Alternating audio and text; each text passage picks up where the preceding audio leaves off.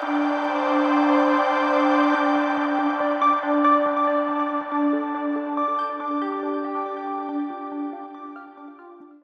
আলাইকুম ওয়া রাহমাতুল্লাহি ওয়া বারাকাতুহু। আশা করছি সবাই আমাকে শুনছেন। শুনতে না পারলে বা কোনো সমস্যা থাকলে একটু আমাকে জানাবেন। সবাই জি আসসালামু আলাইকুম। সবাই একটু আওয়াজ তোলেন। শুনতে পাচ্ছি। শুনতে পাইলে আমাকে জি, একটু রেসপন্স করেন প্লিজ। হ্যাঁ, শোনা যাচ্ছে ভাইয়া। আচ্ছা আচ্ছা, শোনা থ্যাংক যাচ্ছে। ইউ। আচ্ছা, তালালুর ভাই তো শুনতে পাচ্ছেন, রাইট? জি, শুনতে পারছি। আচ্ছা, থ্যাংক ইউ। আচ্ছা, আমি তাহলে শুরু করছি। মূল বিষয় হচ্ছে আজকের ওয়ার্কশপটি হচ্ছে ফাংশনস অফ বিহেভিয়ার। এই বিষয় সম্পর্কে আমাদের তালালুর রহমান ভাই, যিনি বেশ কয়েক বছর ধরে বিহেভিয়ার থেরাপিস্ট হিসেবে কর্মরত আছেন বিভিন্ন প্রতিষ্ঠানে। তো আপনারা ওনার কাছ থেকে শুনবেন ফাংশনস অফ বিহেভিয়ারটা আসলে কি এবং কি প্রয়োজন, এর খুঁটিনাটি যাবতীয় সবকিছু। তো আমি as a moderator engineers care ফ্যামিলির পক্ষ থেকে আপনাদের সবাইকে জানাচ্ছি অভিনন্দন। আপনারা অনেক কষ্ট করে আমাদের ওয়ার্কশপটিতে জয়েন করেছেন, সেজন্য অনেক অনেক ধন্যবাদ। আর আশা করছি পুরো ওয়ার্কশপটি আপনারা সুন্দরভাবে শুনবেন এবং এখান থেকে আহ, যে শিক্ষাগুলো আছে সেগুলো আপনারা আপনাদের পার্সোনাল লাইফ হোক বা পারিবারিক লাইফ হোক, সব ক্ষেত্রে আপনারা কাজে লাগাবেন। আর আপনারা জেনে থাকবেন যে ইঞ্জিনিয়ার্স কেয়ার লিমিটেড এর আন্ডারে তিনটা কনসার্ন এই মুহূর্তে স্টাবলিশড আছে, যেটা হচ্ছে engineers therapy centre, engineers special school আর ইন লার্নার্স প্রি স্কুল নামে তিনটা কনসার্ন এই মুহূর্তে আছে। তবে আমরা চিন্তা করছি যে পরবর্তীতে ইঞ্জিনিয়ার্স বিহেভিয়ার সেন্টার বা এভিএস সেন্টার নামেও আরেকটা কনসার্ন আমরা খুলবো।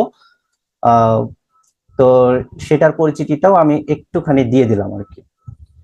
তো আশা করছি এই মুহূর্তে আমি দেখতে পাচ্ছি যে 21 জন পার্টিসিপেন্ট আমাদের এখানে অংশগ্রহণ করেছেন। হয়তোবা কিছুক্ষণের মধ্যে সবাই অংশগ্রহণ করবে। তো আমরা আর অপেক্ষা করতে চাচ্ছি না, সবাই ধৈর্য ধরেছেন এতক্ষণ। তা আমরা চলে যাচ্ছি আমাদের মূল পর্বে। আমাদের তালালুর রহমান ভাই, আহ, আপনাকে অনুরোধ করছি আপনার ওয়ার্কশপটি সুন্দরভাবে প্রেজেন্ট করার জন্য। ইনশাআল্লাহ। ঠিক আছে। আচ্ছা আচ্ছা, আসসালামু আলাইকুম। আমার নাম হচ্ছে মোহাম্মদ তালালুর রহমান। আমি আজকের যে প্রেজেন্টেশনটা কন্ডাক্ট করবো ওইটার হোস্ট। সো বেসিক্যালি আমার একটা পরিচয় দিয়ে দিই। আমি এই ফিল্ডে 3 বছর ধরে জব করতেছি। ইনার সার্কেল আমি শুরু করছিলাম, এখন আমি ইঞ্জিনিয়ার্স জয়েন করছি। সো বেসিক্যালি আমি আমার আরবিটি লাইসেন্সটাও ইনার সার্কেলেই পেয়েছিলাম। সো এখন আমি বিষয়টা হচ্ছে যে অনেকগুলো প্যারেন্টসরা আসে কোয়েশ্চেনিং করে যে ফার্স্ট অফ অল এবিএ অথবা অ্যাপ্লাইড বিহেভিয়ার অ্যানালিসিস এটা কি, এটা নিয়ে একটা কনফিউশন থাকে ওদের মধ্যে। এবং আরেকটা ওদের কাছে কোয়েশ্চেন থাকে যে আমাদের বাচ্চারা স্টুডেন্টগুলো স্পেসিফিকলি এই বিহেভিয়ার কেন শো করে, ওদের কি কারণ আছে এইসব বিহেভিয়ার শো করার। সো এটা নিয়ে আমি একটু একটা এই ওয়ার্কশপটা কন্ডাক্ট করতেছি। সো প্রথমত বলতে চাই যে ওয়ার্কশপের প্রথম ধরতে পারেন 1 ঘন্টা অথবা 45 মিনিটস আমার এই প্রেজেন্টেশনটা চলবে। ওর পরে 9টা থেকে শুরু করব কোয়েশ্চেন আনসার সেশনটা। ওইখানে আপনাদের যেসব কোয়েশ্চেন আছে এবিএ রিলেটেড অথবা আপনাদের যদি কোনো বাচ্চাদেরকে নিয়ে কোনো কোয়েশ্চেন থাকে, বাচ্চাদের বিহেভিয়ার রিলেটেড কোনো কোয়েশ্চেন থাকে, ওইটা আপনারা আমাকে দিতে পারেন। আমি আমার ক্যাপাবিলিটি অনুযায়ী যতটুকু অ্যান্সার করতে পারি আমি অবশ্যই করব। সো এগুলো সব এখন আমি এই প্রেজেন্টেশনটা শুরু করি। সো প্রথমত আমি একটা বেসিক ইন্ট্রোডাকশন দিব এবিএ এর ব্যাপারে, applied behaviour analysis. Applied behaviour analysis basically মানে সবচেয়ে সিম্পল টার্মে যদি বলতে যাই, এটা হচ্ছে যে বিহেভিয়ার বিহেভিয়ার কি আর বিহেভিয়ার কেন করে একটা এটা হতে পারে একটা বাচ্চা করে, না হলে অ্যাডাল্টরাও বিহেভিয়ার করে। নট নেসেসারি যে বিহেভিয়ার জাস্ট অটিস্টিক বাচ্চারা নাহলে এডিএইচডি আক্রান্ত বাচ্চারা ওরা করে, এটা অ্যাডাল্টরাও শো করে। বাট বিষয়টা হচ্ছে যে আমরা এগুলো নিয়ে অনেকক্ষণ কাজ করি কেন কি অনেকগুলো বিহেভিয়ার আছে বাচ্চাদের যেটা সোসাইটিতে আনফর্চুনেটলি এটা অ্যাকসেপ্ট করা হয় না। এটা অথবা এরকমও হয় যে একটা ক্লাসরুম সেটিং এ এগুলো অ্যাকসেপ্ট করা হয় না, যে কারণে বাচ্চাটার লার্নিং এ অনেক এফেক্ট হয়, অথবা ওদের সোশ্যাল সেটিংসে ওদেরকে নিজেদেরকে কন্ডাক্ট করা নিয়ে অনেকটা এফেক্ট হয়। সো এগুলো সব নিয়ে একটা বেসিক্যালি প্রবলেম ফেস করে। তো এই সব ম্যাটারগুলো আমরা টেক কেয়ার করার জন্য এবিএ আমরা ইমপ্লিমেন্ট করি, এবিএ আমরা প্র্যাকটিস করি। সো এখন এই আমি একটা প্রেজেন্টেশন তৈরি করছি পাওয়ার পয়েন্ট, ওইটা একটু আপনাদের সাথে শেয়ার করা হবে। সো এই পাওয়ার পয়েন্টে আমি এক একটা স্লাইড প্লে করব আর আপনাদের কাছে সবকিছু স্লাইডটা এক্সপ্লেন করব, এবং বিহেভিয়ারের এক একটা অংশ, এক একটা মূল পয়েন্ট, ওইটা আমি এক্সপ্লেন করার ট্রাই করব। দেখি, এক সেকেন্ড, পাওয়ার পয়েন্টটা শুরু করেন।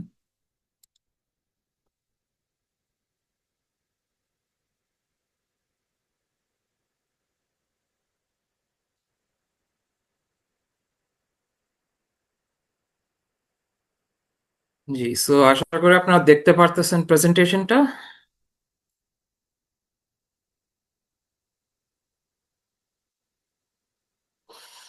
সো এই প্রেজেন্টেশনের আপনার প্রথম পেজে দেখতে পারতেছেন যে এইখানে লেখা আছে বি প্রোঅ্যাক্টিভ নট রিঅ্যাক্টিভ।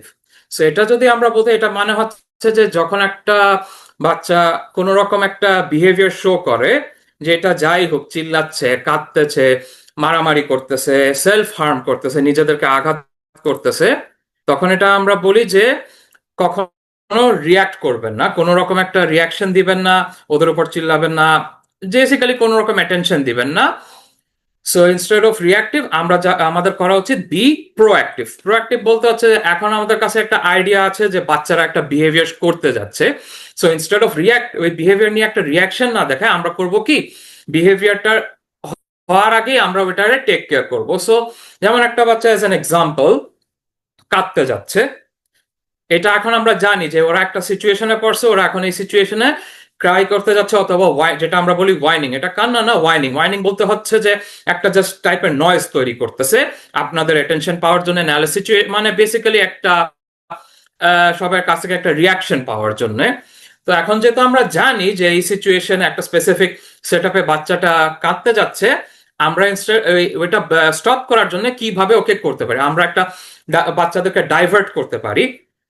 তো ডাইভার্ট করতে বলে যে বাচ্চাদেরকে কোনোভাবে ডিস্ট্রাক্ট করতে হয়, যে হ্যাঁ আমার বাচ্চাটা এখন কাঁদতে যাচ্ছে, আমি ওকে কান্নাটা থামানোর জন্য ওকে একটা টাস্ক দিয়ে দিলাম, অথবা ওর পছন্দের খেলনা দিয়ে দিলাম, অথবা ওকে একটা পাজল দিয়ে দিলাম, ওরা ওইটার মধ্যে ফোকাস করবে, ওই কান্নার দিকে, না হলে ওয়াইনিং এর দিকে আর যায় নাই। তো এইভাবে আমরা বিহেভিয়ারটা ডাইভার্ট করতে পারছি, একটা অল্টারনেটিভ বিহেভিয়ার আনতে পারছি।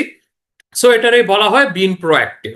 আমরা রিয়াক্ট করি না, আমরা ওদেরকে ওই নেগেটিভ অ্যাটেনশন নেগেটিভ না, মানে অ্যাটেনশন বেসিক্যালি আমরা দিই নাই, ওই যে বিহেভিয়ার ও শো করতে গেছে ওইটার একটা সিচুয়েশন ওকে ক্রিয়েট করতে দিই নাই।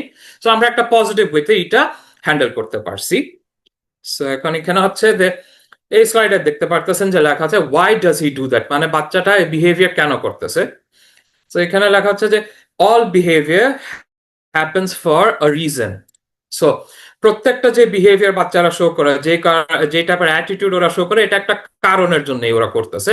কোনো বিহেভিয়ার কোনো কারণ ছাড়া হয় না, প্রত্যেকটা বিহেভিয়ারের পিছনে একটা কারণ আছে, আর এই কারণটা আমাদের এবিএতে আমরা এটা অ্যানালাইজ করি। অবশ্য আপনারা অ্যাজ এ প্যারেন্টস আপনারা ওইটা বুঝার চেষ্টা করেন যে কেন আমার বাচ্চা কাঁদতেছে। মেবি আপনাদের কাছে এটার আইডিয়া থাকে ইনিশিয়ালি, বাট সামটাইমস আপনাদের কাছে না থাকা কারণেই একটা ফ্রাস্ট্রেশন ফেস করেন। এই কারণে আমরা বিহেভিয়ার অ্যানালিস্টরা আমরা এইসব বিহেভিয়ার অ্যানালাইজ করি। বেসিক্যালি আমরা ওই রিজনিংটা খুঁজার বের করি যে কেন বাচ্চাটা এরকম বিহেভ করতেছে। আরেকটা হচ্ছে অল বিহেভিয়ার ইজ ফাংশনাল। এখন এটা বলতে হচ্ছে যে প্রত্যেকটা বিহেভিয়ারের পিছনে যে কারণটা আছে এটা একটা ফাংশন আছে। একটা বাচ্চা যেমন নিজেকে সেলফ হার্ম করতেছে, এটার পিছনে কারণ হচ্ছে যে মেবি বাচ্চার একটা সেন্সরি ইস্যু আছে বডিতে, মেবি ওর চুলকানি হচ্ছে, নাহলে একটা জায়গায় ব্যথা পাচ্ছে, কোন রকম একটা মানে সেন্সরি ওভারলোড ফিল করতেছে, যে কারণে ওই এরিয়াটা, যেমন হাতে অনেকক্ষণ ধরে, যেমন ধরতে গেলে ওদের এই হাতে এই অংশে অনেকটা ওদের চুলকাচ্ছে, এটা একটা সেন্সরি রিজনের হতে পারে, মেবি একটা মশার কামড় হয়েছে, ওরা চুলকাইতে আছে এই জায়গাটা, আর অনেক অ্যাগ্রেসিভলি চুলকাচ্ছে। সো এটার মূল ফাংশন হচ্ছে সেন্সরি রিজন। এই সেন্সরি ওভারলোডের কারণে ওরা জোরসে চুলকাচ্ছে, ব্লিডিং পর্যন্ত চলে যাচ্ছে। আর আরেকটা এখানে পয়েন্ট হচ্ছে all behaviour is changeable. So এটা বলতে হচ্ছে যে যেসব বিহেভিয়ার বাচ্চারা দেখায় এটা চেঞ্জ করা যাবে, ওদেরকে ওইভাবে শেখানো যাবে। এখন সবার লার্নিং ক্যাপাবিলিটিটা সেম না। সবাই কেউ কেউ একটা রিপ্লেসমেন্ট বিহেভিয়ার বলতে শিখতে পারবে একদিনের মধ্যে, এক সপ্তাহের মধ্যে, আবার কেউ কেউ আছে যাদের 6 মাস 1 বছরও লেগে যায় রিপ্লেসমেন্টটা শিখার। But regardless of that, every behaviour is changeable. আপনি একটা বিহেভিয়ারকে চেঞ্জ করতে পারবেন, ওটাকে রিপ্লেসও করতে পারবেন, এর পরিবর্তে একটা পজিটিভ বিহেভিয়ারও নিয়ে আসতে পারবেন। সো বেসিক্যালি এটাও একটা হচ্ছে এবি এর একটা পার্ট, যে আমরা রিপ্লেসমেন্ট বিহেভিয়ার শিখাই। সো যে এক্সাম্পলটা আমি আগে দিয়েছি, যে একটা বাচ্চা চুলকাইতে আছে, ওর হাতে অনেক অ্যাগ্রেসিভলি চুলকাচ্ছে, এটা আমরা ব্লক করে ইনস্টেড বাচ্চাকে একটা শিখাতে পারবো, যে একটা যে রিকোয়েস্টিং শিখাইতে পারি, যে বাচ্চা এসে আপনাকে বলবে যে আমার হাতে এখানে অনেক চুলকাচ্ছে, আমার এটা খারাপ লাগতেছে, অনেক ফ্রাস্ট্রেটিং লাগতেছে। তখন আমরা এটা একটা স্টেপ নিতে পারি বাচ্চাকে হেল্প করার জন্য। এখানে ক্রিম লাগাই দিতে পারি, অথবা একটা ব্যান্ডেজ লাগাই দিতে পারি, টেপ লাগাই দিতে পারি, বেসিক্যালি ইন এ ওয়ে যে আমরা প্রবলেম বিহেভিয়ারটা ব্লক করতে পারি সামহাও। আরেকটা হচ্ছে যে বাচ্চাকে আমরা শিখাই দিতে পারি যে তুমি এখানে এভাবে চুলকাবে না, তুমি নিজেই যখনই তোমার চুলকাবে, তুমি যদি রিকোয়েস্ট না করো, তুমি নিজে যে ক্রিম অথবা ব্যান্ডেজ নিজে অ্যাপ্লাই করো। এটা অবশ্য অনেক বাচ্চা, মানে যারা, যে বাচ্চারা আমরা বলি স্পেকট্রামে পড়ে, যারা অটিজম অথবা এডিএইচডি, যে এই স্পেকট্রামে পড়ে, ওদের জন্য সামটাইমস এই বিষয়টা ফলো করা একটু ডিফিকাল্ট, তখন গার্ডিয়ানরা এটা টেক কেয়ার করবে। বাট যদি একটা বাচ্চার ওই আন্ডারস্ট্যান্ডিং আছে, অবশ্যই আমরা ওইভাবে ওকে শিখাবো যে না, তুমি এটা নিজে টেক কেয়ার করবা, দরকার হলে সুপারভিশনের আন্ডারে টেক কেয়ার করবে, নাহলে নিজে। সো এখন কোয়েশ্চেন হচ্ছে নেক্সট, যে why does he do that. So এখন নেক্সট স্লাইডে, হ্যাঁ, হুম, এখন আমরা যখন একটা চ্যালেঞ্জিং বিহেভিয়ার, একটা বাচ্চা যখন বিহেভিয়ার এক্সপ্রেস করে, এটা অ্যাড্রেস করার জন্য কি করি, যে যখন এখানে বেসিক্যালি যেটা লিখছি, যে when you see a challenging behavior in the classroom, you may be able to identify that the student needs a more appropriate way to request their needs. Basically এটা বলতে হচ্ছে যে আমরা একটা ক্লাসরুম সেটিং এ দেখি যে একটা বাচ্চা চ্যালেঞ্জিং বিহেভিয়ার এক্সপ্রেস করতেছে, আমরা তখন বুঝতে পারতেছি যে স্টুডেন্টের একটা নিড আসছে, যে নিডটা ওর ফুলফিল করতে হবে। বাট বিষয়টা হচ্ছে যে ও এটা এক্সপ্রেস করতে পারতেছে না, যে ওর একটা নিড আছে, এটা ফুলফিল করতে পারতেছে না। তখন আমাদের দায়িত্ব হবে যে ওই বাচ্চাটাকে শেখানো যে একটা অ্যাপ্রোপ্রিয়েট ওয়ে আছে, একটা অ্যাপ্রোপ্রিয়েট মেথড আছে, যে তুমি তোমার নিডটা ফুলফিল করতে পারো, তোমার অ্যাপ্রোপ্রিয়েটলি এটা রিকোয়েস্ট করতে হবে। এটা হচ্ছে একটা, সে ক্লাসরুম সেটিং হোক, হোম বেসড সেটিং হোক, সেন্টার বেসড সেটিং হোক, সেটিং এখানে ইররেলেভেন্ট না, সেটিং ম্যাটার করে না। প্রত্যেকটা সেটিং এ বাচ্চাদের অ্যাপ্রোপ্রিয়েট ওয়েটা শিখাইতে হবে, যে বা তুমি ইনস্টেড অফ সে অ্যাগ্রেশনে, নাহলে কান্নাকাটিতে না, যে তুমি এভাবে টিচারের কাছে যে রিকোয়েস্ট করো, নাহলে নিয়ার বাই অ্যাডাল্টের কাছে যে সঠিকভাবে রিকোয়েস্ট করো, ওইভাবে রিকোয়েস্ট করলে ওদের নিডটা ফুলফিল হবে। এটা হচ্ছে যে আমরা রিপ্লেসমেন্ট বিহেভিয়ার শিখাচ্ছি। এখানে আবার লিখছি যে by teaching the student another way to request, we may also be able to avoid these challenging behaviors from occurring in the future. So এগুলা আমরা যখন শিখাই, রিপ্লেসমেন্ট বিহেভিয়ার, এগুলো সব যখন আমরা বাচ্চাদেরকে ট্রেনিং করি, এটার মূল উদ্দেশ্য হচ্ছে যে ওরা ফিউচারে আস্তে আস্তে এই বিহেভিয়ারটা দেখানোই বন্ধ করে দিবে, যে বিহেভিয়ার গুলা ইনঅ্যাপ্রোপ্রিয়েট আমরা বলি। ওরা এখন ওই রিপ্লেসমেন্ট বিহেভিয়ার গুলা এক্সপ্রেস করবে, ওদের সাইড থেকে ওইগুলা ভালো করে এক্সপ্রেস করবে, এবং স্যাটিসফাইং ওয়েতে এটা এক্সপ্রেস করবে, যেভাবে যে ওয়েতে ওরা বেসিক্যালি ওদের নিডসও ফুলফিল করতেছে, এবং সবার কাছে ওদের একটা বেসিক্যালি ক্যারেক্টারিস্টিকটা সঠিকভাবে এক্সপ্রেস করতে পারতেছে, ওদেরকে নিজেদেরকে সোসাইটিতে হোক, ক্লাসরুমে হোক, একটা থেরাপি সেন্টার সেটিং এ অ্যাপ্রোপ্রিয়েটলি এক্সপ্রেস করতে পারতেছে। সো এটাই হচ্ছে মেইন রিজন যে কারণে আমরা রিপ্লেসমেন্ট বিহেভিয়ার শিখাই। Next slide. Okay, functions of behaviour হচ্ছে যে আমাদের যেই কয়টাই বিহেভিয়ার আছে, এগুলো হচ্ছে 4 ক্যাটাগরির মধ্যে ফিট হবে। সো এখন এই 4টা ক্যাটাগরি হচ্ছে escape, attention, access to tangible, আর সেন্সরি। সো এখন এই প্রত্যেকটা বিহেভিয়ার আমি একটু একটা একটা করে এক্সপ্লেন করতে যাই। এসকেপ, এখন আমরা এসকেপ যখন বলি, এটা হচ্ছে যে যখন আমরা অ্যাজ এন একটা এক্সাম্পল দিই, একটা বাচ্চাকে আমরা ক্লাসের মধ্যে বসাইছি, ওর সামনে এখন আমরা ম্যাথসের কয়েকটা প্রশ্ন রাখছি, বাচ্চাটা কিন্তু ম্যাথমেটিক্স একদমই দেখতে পারে না, ও তখন এসকেপ প্রসিজারে যাবে। কোনোভাবে ও ম্যাথসের টাস্কটা করবে না, ও একটা ওয়ে খুঁজবে টাস্ক এসকেপ করার জন্য। এটা হতে পারে বিভিন্ন ওয়েতে, ও নিজেকে আঘাত দিবে, টিচারকে আঘাত দিবে, নাহলে চেয়ার থেকে উঠে দৌড় দিবে, ক্লাসরুম থেকে বাইর হবে, এইভাবে এইগুলো হচ্ছে। সো এটা সামহাও ওরা এসকেপ করার রিট্রাই করবে। সো কাজ থেকে ওরা অনেকক্ষণ অনেক কিছু এক্সপ্রেস করবে, মানে বেসিক্যালি ও কাজটা করবে না। সো এই ক্ষেত্রে হয় যে এটার আমরা এসকেপ বলি, এটা হচ্ছে এসকেপ বিহেভিয়ার। নেক্সট হচ্ছে অ্যাটেনশন। এখন অ্যাটেনশন সিকিং হচ্ছে যে একটা বাচ্চা এখন ধরেন বসে আছে, কিছু কোনোভাবে কোনো ইন্টারাকশন পাচ্ছে না, কোনো অ্যাডাল্টের থেকেও পাচ্ছে না, ওর কাছে দ্বারা যে অন্য বাচ্চারা আছে ওদের কাছ থেকেও পাচ্ছে না। ও ইন্টারাক্ট করতে চায়, বাট অ্যাপ্রোপ্রিয়েট ওয়ে অফ ইন্টারাকশনটা ও এখনো পুরোপুরি বুঝে নাই। সো অ্যাটেনশন, তখন ওর অ্যাটেনশনটা পাওয়ার জন্য ও অনেক কিছু করতে হবে, কান্দাকাটি করতে পারে, টেবিলে হাততালি দিতে পারে, টেবিলে জোরসে থাপ্পড় দিতে পারে, চিল্লাইতে পারে পরে, এবং হার্মেও যেতে পারে, বাচ্চাদেরকে আঘাত দিতে পারে, নিজেকেও হার্ম করতে পারে। সো এটা মেনলি হচ্ছে যে অ্যাটেনশন, অ্যাটেনশন পাওয়ার জন্য যে আপনারা ওদিকে তাকাবেন, রিয়াক্ট করবেন, বকা দিবেন, নাহলে বলবেন যে এগুলা করে না বাবা, এইভাবে বেসিক্যালি ওদের সাথে একটা ইন্টারাকশনে যাবেন। সো এটা হচ্ছে অ্যাটেনশন সিকিং। এই কারণে অনেক বাচ্চারা এরকম বিহেভিয়ার করে জাস্ট সামহাও একটা অ্যাটেনশন পাওয়ার জন্য। সো এটা যখন আমরা যে এটা এটার main as I said attention, এটা কোনো সেন্সরি বেস না, এটা জাস্ট যে একটা ইন্টারাকশন আপনাদের কাছ থেকে বের করবে।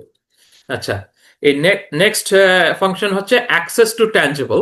সো এটা বলতে চাচ্ছি যে একটা বাচ্চা একটা জিনিস চায়, যেমন চকলেট চাচ্ছে, ওটা হচ্ছে ওর প্রিয় জিনিস, বাট এখন হচ্ছে যে ওর সাথে মেবি একটা আপনারা কন্ট্রাক্ট করছেন যে তুমি 1 ঘন্টা পড়াশোনা করবা, ওর পরে তোমাকে চকলেট দেওয়া হবে। আর বাট বিষয় হচ্ছে যে ও এটা মানে নাই, ও এটা অ্যাকসেপ্ট করে নাই, ও চায় না যে এগুলা করবে। ও চাচ্ছে যে না, আমি চকলেটটা ইমিডিয়েটলি চাই, আমি এক্ষুনি চকলেটটা চাই, আমি এক্ষুনি এটার অ্যাক্সেসটা চাই। তো তখন ও আপনাদের ইনস্ট্রাকশন ফলো করবে না, ও কোনো কাজের ইনস্ট্রাকশন ফলো করবে না, ওর সাথে সাথে ওই চকলেটের দিকে মানে হাত বাড়াবে, অথবা চেয়ার থেকে উঠে ওই চকলেটের দিকে যাবে। সো এটা হচ্ছে অ্যাক্সেস টু ট্যাঞ্জিবল। ও এই একটা আইটেম পাওয়ার জন্য বাচ্চাটা কোনো কাজও করবে না, কোনো ইনস্ট্রাকশন ফলো করবে না, ওর মাথায় ঢুকছে যে আমি ওইটার অ্যাক্সেস এক্ষুনি চাই, I am not going to request for it, আমি ওইভাবে নিয়ে নিব। আর আরেকটা নেক্সট ফাংশন হচ্ছে সেন্সরি। সেন্সরি বলতে হচ্ছে যে একটা ধরেন একটা মানুষ অথবা একটা একটা মানে অ্যাডাল্ট বাচ্চা, এটা ডাজন্ট ম্যাটার হোয়াট, ওদের ভিতরগত একটা সমস্যা হচ্ছে, যেমন একটু আগে যে এক্সাম্পল দিচ্ছি হাত চুলকানোটা, ওটা হচ্ছে একটা সেন্সরি নিড। আবার অনেক বাচ্চা আছে যারা বসতে পারে না, এটা সেন্সরি নিডস এর কারণেও হইতে পারে, বিহেভিয়ার বেসডও হইতে পারে অবশ্যই, বাট মেইনলি এটা সেন্সরি নিডস এর কারণে হইতে পারে। ওরা বসতে চায় না কেন কি? ওরা বসতে পারতেছে না। ওদের জন্য বসাটা হচ্ছে একটা অনেক বড় মানে অনেক বড় একটা টাস্ক ওদের জন্য। যেমন আমাদের জন্য বসে থাকা কোনো ব্যাপার না, 1 ঘন্টা 2 ঘন্টা আমরা বসি বিকজ ইটস এ নিড, এটা আমরা জানি যে আমাদের এটা করতেই হবে, আমাদের বসতেই হবে। বাট অনেক বাচ্চাদের ক্ষেত্রে দেখবেন যে ওদের কাছে এই কনসেপ্টটা ফার্স্ট অফ অল নাই যে আমি কেন এতক্ষণ বসে থাকবো। ওরা ওটা পারতেছে না অ্যাকচুয়ালি, ওটা ওই বসাটাই ওরা টলারেট করতে পারতেছে না, ওদের বডিতে এটা একটা এক্সট্রিম লেভেলের রিয়াকশন ক্রিয়েট করতেছে। এর পরিবর্তে আরেকটা এক্সাম্পল আমি দিতে পারি, যারা এটা মেইনলি হয় নন ভার্বাল বাচ্চাদের ক্ষেত্রে, ওরা একটা র্যান্ডম আওয়াজ তৈরি করবে, এরকম আওয়াজ তৈরি করতেই থাকবে। এখন আমাদের কাছে এটা লাগতে পারে যে এটা মেবি ওরা অ্যাটেনশন সিকিং এর জন্য করতেছে, নাহলে কাজটা এসকেপ ফাঁকি দেওয়ার জন্য করতেছে। বাট অনেক ক্ষেত্রে এটা হয় কি, বাচ্চাদের এটা সেন্সরি, ওদের গলার মধ্যে কোনো একটা ইস্যু চলতেছে, ওদের ওরাল মোটর ফাংশনসেও প্রবলেম চলতেছে, যে কারণে ওরা এরকম একটা রিয়াকশন দিচ্ছে, একটা ওই সেন্সরি ওভারলোডের কারণে, নাহলে সেন্সরি নিডের কারণে একটা রিয়াকশন দিতে, যেটা আমাদের চোখে লাগতেছে বাচ্চা তো বিরক্ত করতেছে, বাচ্চাটা একটা র্যান্ডম নয়েজ করতেছে, এটা কি করতেছে, কেন অ্যাপ্রোপ্রিয়েটলি রিকোয়েস্ট করতেছে না, সঠিকভাবে ওরা কেন করতেছে না। বাট বিষয়টা হচ্ছে যে সেন্সরি নিডস এর কারণে ও নিজেকে এক্সপ্রেসও করতে পারতেছে না, ভার্বালিও এক্সপ্রেস করতে পারতেছে না, এরকম একটা নয়েজ করতেছে, যে কারণে ওরা এক্সপেক্ট করতেছে যে প্যারেন্টস মেবি কোন রকম এটা করবে, মানে অ্যাকসেপ্ট করবে, আমাকে আমার যে নিড আছে ওটা ফুলফিল করবে। বাট এগেন আমরা তো এন্ড অফ দ্য ডে এটা বুঝতেছি না, যে কারণে অনেক প্যারেন্টস ওই কনফিউশন ফেস করে। তখন আনফরচুনেটলি অনেক প্যারেন্টস মেবি মায়ের দিকে যায়, না হলে বাচ্চাদেরকে বকা দেয়, নাহলে বেসিক্যালি বাচ্চাদেরকে ওই এরিয়া থেকে সরায় দেয়, মনে করে যে বাচ্চা তো সবাইকে বিরক্ত করতেছে, আমি বাচ্চাটাকে এক্ষুনি এখান থেকে সরাই দিই, ক্লাসরুম থেকে বের করে দিই, রুম থেকে বের করে দিই। বাট বিষয় হচ্ছে যে বাচ্চার একটা অ্যাকচুয়াল নিড হচ্ছে, মেবি বাচ্চাটা টয়লেটে যেতে চাচ্ছে, বাট নিজেকে এক্সপ্রেস করতে পারতেছে না, প্যান্টের মধ্যেই ওদের পার্সোনাল বিজনেসটা করে ফেলছে। সো এগুলো অনেক ক্ষেত্রে সেন্সরির মধ্যেও পড়ে যায়। সো এখন আমরা নেক্সট স্লাইডে। ওকে, সো এই স্লাইডে বুঝাইতে চাচ্ছি যে বিহেভিয়ার যে শুধু একটা ফাংশনের কারণে হয় তা না, একটা বিহেভিয়ার মাল্টিপল ফাংশনস এর কারণেই হচ্ছে। যেমন ধরেন একটা বাচ্চা ওয়াশরুমে যেতে চায়, এখন এই ওয়াশরুমেও যেতে চায় নাম্বার ওয়ান, সে একটা ক্লাসরুম সেটিং, ও এখন পড়াশোনার মাঝখানে মানে একটা টাস্ক করতে, টাস্কের মাঝখানে ওর ওয়াশরুম ধরছে। এখন এখানে একটা বিষয় হচ্ছে সেন্সরি, এটা হইতে পারে যে ওর পেটের মধ্যে না হলে বডিতে একটা রিয়াকশন দিছে, যেটা ইউজুয়ালি ওয়াশরুমে যাওয়ার সময় আমরা ফিল করি, ওইটা ও এক্সপ্রেস করতে পারতেছে না। আরেকটা হচ্ছে যে ও এসকেপের জন্য ওর একটা, ধরেন এই টাস্কও যেটা আছে ওর সামনে, ওইটা ও এসকেপ করতে চায়। এই এসকেপের ইটা ওর ভিতরে এতই মানে সিভিয়ারলি অ্যাট্রাক্ট করছে যে ও এসকেপের কারণে একটা অ্যাংজাইটি ফেস করছে। এই অ্যাংজাইটির কারণে ওর বডির উপর একটা ওর সেন্সরি ওভারলোড হয়ে গেছে। এই সেন্সরি ওভারলোডের কারণে ও আর মেবি ওর ব্লাডার কন্ট্রোল করতে পারতেছে না, কোন রকম করতে পারতেছে না, মানে ওর সাথে সাথে এখন যেতে চায় ওয়াশরুমে, কেন কেউ নিজেকে কন্ট্রোল করতে পারছে, একটা সেন্সরি ওভারলোড হয়ে গেছে। আর এর থেকে আসে অ্যাটেনশন। এখন এখানে অ্যাটেনশন হচ্ছে যে বাচ্চাটা একটা নিজেকে তো এক্সপ্রেস করতে পারতেছে না, ও এখন অ্যাটেনশন সিকিং এ চলে গেছে, ও একটা আওয়াজ করতেছে, চিল্লাচ্ছে, কান্নাকাটি করতেছে, সামহাও একটা অ্যাডাল্টের কাছ থেকে অ্যাটেনশন পাওয়ার ট্রাই করতেছে। বেসিক্যালি বিহেভিয়ারটাও শো করতেছে, কাজ এসকেপ করার জন্য, সেন্সরি রিলিফ করার জন্য, আর অ্যাটেনশন সিক করার জন্য। সো একটা বুঝতে পারতেছেন যে একটা বিহেভিয়ার যখন বাচ্চাটা শো করতেছে, অতি মানে অনেক ফাংশনস এর কারণে এরকম করতেছে। সো এগুলো হচ্ছে ব্যাপার। Okay, next slide. এখন এসকেপের বিষয়টা দেখাচ্ছি এখানে যে is the work appropriate, yes or no. যদি ওয়ার্কটা অ্যাপ্রোপ্রিয়েট হয়, আমরা যদি বলি yes the work is appropriate, তাহলে আমরা বলতে পারি যে একটু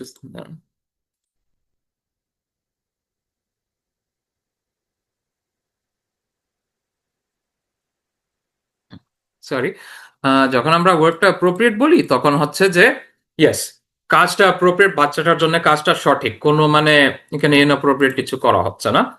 তারপর নেক্সট কোয়েশ্চেনে আমরা যাচ্ছি যে is the amount of work overwhelming for the student.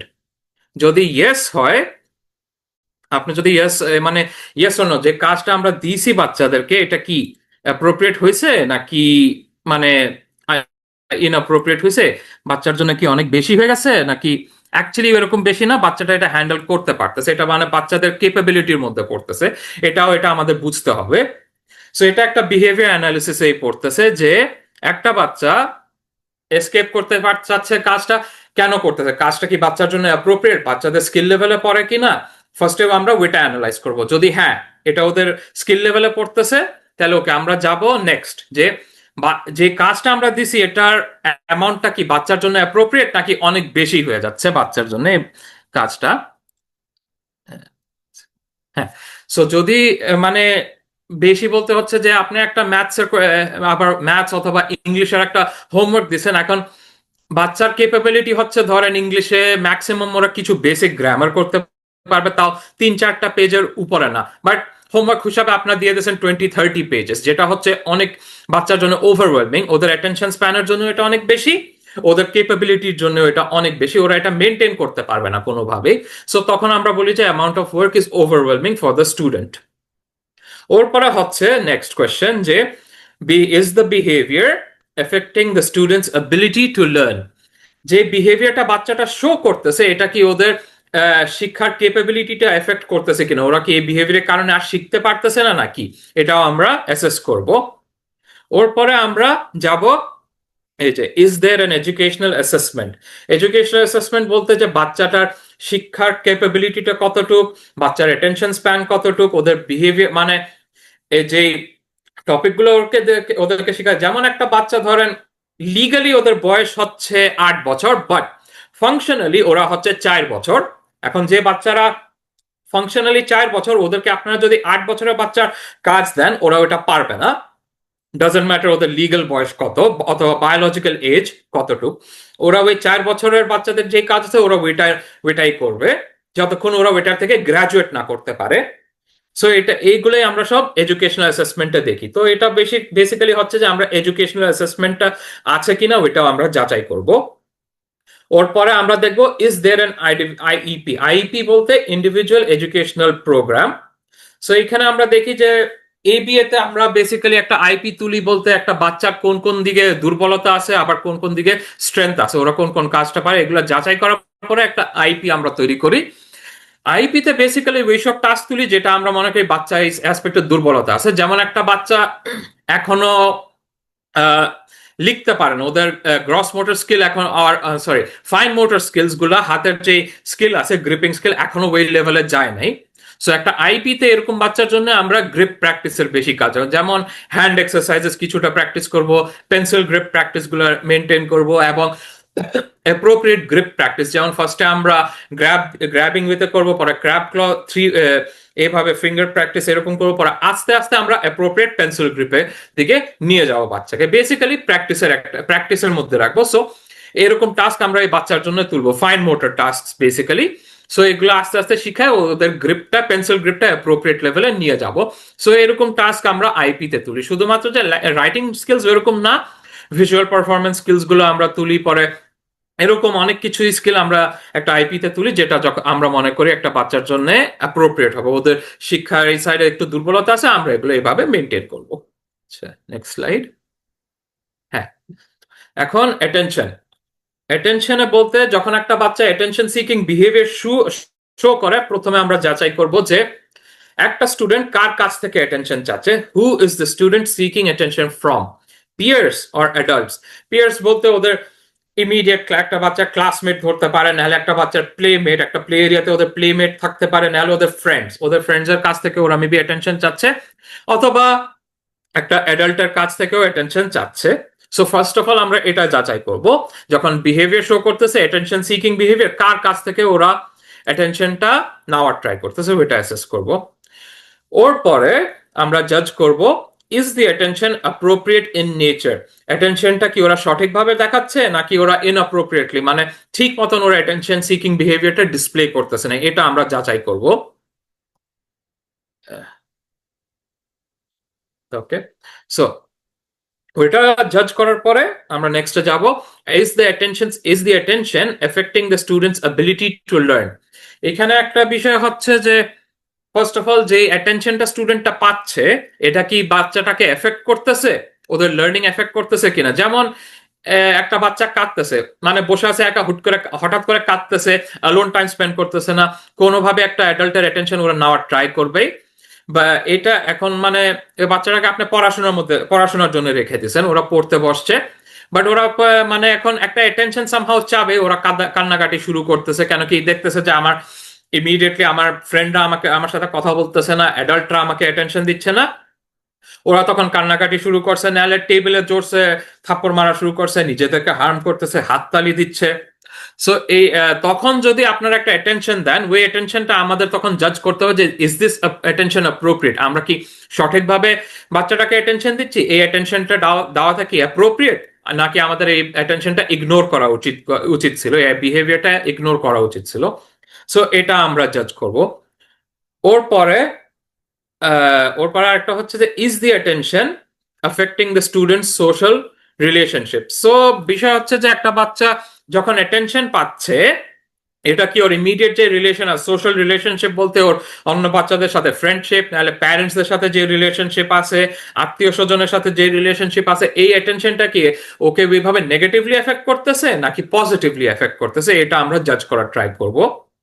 আর আরেকটা হচ্ছে যে is the attention affecting the student's reputation, এই attention seeking behavior এবং যে attentionটা ও পাচ্ছে এটা কি ওর রেপুটেশনটা খারাপ করতেছে কিনা। যে একটা স্কুল সেটিং এ যে ও যে বিহেভিয়ারটা শো করতেছে, এটা মানে এই বিহেভিয়ারের কারণে অনেক টিচাররা নাহলে অনেক স্টুডেন্ট মানে ফেলো স্টুডেন্টসরা দেখে বলবে যে এই বাচ্চা তো খালি চিল্লাইতে আছে, কাঁদতেই আছে, ওর সাথে আমি বসবো না, ওর সাথে আমি কাজ করবো না। একটা টিচার এটাও বলবে যে আমি ওর সাথে ওকে আমি হেল্প করতে চাই না, ও খালি অ্যাটেনশন সিকিং বিহেভিয়ার শো করতেছে, এটা মানে ক্লাসরুম ডিস্টার্ব করতেছে, আমি এরকম বাচ্চাকে চাই না। আর তখন এই বাচ্চার জন্য সে স্কুল থেকে যদি আনফরচুনেটলি এক্সপেল করা হয়, অন্য স্কুলে যদি যায়, তখন একটা রিপোর্টের মধ্যে যদি দেখা যায় বাচ্চা এরকম একটা বিহেভিয়ার শো করে, মেবি ওর অ্যাকসেপ্টেন্স নিয়ে অনেক প্রবলেম হবে। সো বেসিক্যালি বাচ্চার রেপুটেশন এই বিহেভিয়ার, এই attention seeking behaviour problem create করতেছে কিনা, রেপুটেশনে এফেক্ট করতেছে কিনা, এটাও আমরা জাজ করব। আর লাস্টলি হচ্ছে যে অ্যাটেনশনটা ও পাচ্ছে এটাকে কি আমরা as a motivation, task motivation অনুযায়ী ইউজ করতে পারবো কিনা। সো এটা একটু এক্সপ্লেন করতে গেলে যে যখন আমরা বাচ্চাদেরকে দিয়ে কাজ করাই, একটা বাচ্চার অ্যাটেনশন স্প্যান বলেন 5 মিনিটের জন্য থাকে, কিন্তু যদি দেখা যায় যে বাচ্চা যখন 30 সেকেন্ডের জন্য একটা অ্যাটেনশন পাচ্ছে, যে বাচ্চা 5 মিনিট কাজ করছে, এখন টিচারের দিকে তাকাইছে, টিচার ওর কাজ দেখছে আর বলছে ভেরি গুড, হাই ফাইভ, আমাকে একটা হাই ফাইভ দাও, বাচ্চাটাকে হাই ফাইভ দেওয়া হয়েছে, বাচ্চাটা হাই ফাইভ পেয়ে মোটিভেটেড হয়ে কাজের মধ্যে আবার ঢুকে গেছে। সো এটা একটা আমরা জাজ করা ট্রাই করবো যে এই অ্যাটেনশনটা, এই বেসিক একটা ছোট অ্যাটেনশন কি ওদের জন্য একটা মোটিভেশন হিসাবে কাজ করে কিনা, এটা আমরা জাজ করার ট্রাই করবো। ওকে, নেক্সট স্লাইডে। হ্যাঁ, এক সেকেন্ড,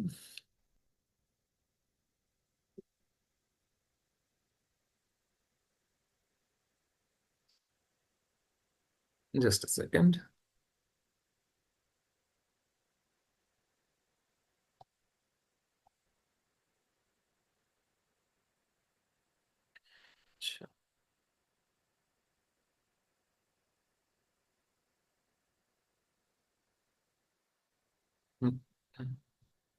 ওকে, সরি। নেক্সট হচ্ছে অ্যাক্সেস টু ট্যাঞ্জেবল। সো যখন অ্যাক্সেস টু ট্যাঞ্জেবল আমরা বলি, ফার্স্ট অফ অল আমরা জাজ করব যে what is the student seeking. So বাচ্চা স্টুডেন্টটা কি চাচ্ছে এক্স্যাক্টলি, ও কিসের অ্যাক্সেস চাচ্ছে। সো একটা ক্লাসরুম সেটিং এ হইতে পারে যে একটা বাচ্চা দেখে ফেলছে অন্য স্টুডেন্টের ব্যাগের মধ্যে চিপস আছে, খাবার আছে, অথবা কোনো খেলনা ওরা নিয়ে আসছে লুকায়, ওই খেলনাটার অ্যাক্সেস ওরা চাচ্ছে। সো যখন ওরা ওইটা দেখে, ওইটার জন্য ওরা একটা বিহেভিয়ার শো করা হইতে পারে, চেয়ার অথবা চেয়ার থেকে ওরা উঠে যাচ্ছে, কোন রকম একটা চিল্লাচ্ছে, আওয়াজ দিচ্ছে, খালি নাহলে হাত বাড়ায় দেখাচ্ছে যে না আমি ওই খেলনাটা চাচ্ছি, নাহলে নেগেটিভলি বলতেই আছে যে খেলনা চাই, খেলনা চাই, আমি খেলনাটা চাই, নাহলে চিপস চাই, হাত এমনি আগাইতে আছে। সামহাও ওরা একটা ওই ট্যাঞ্জিবল অবজেক্টের একটা অ্যাক্সেসটা চাই। ট্যাঞ্জিবল বলতে যে যে জিনিসটা ফিজিক্যাল, আমরা সামনে চোখের সামনে দেখতে পারি।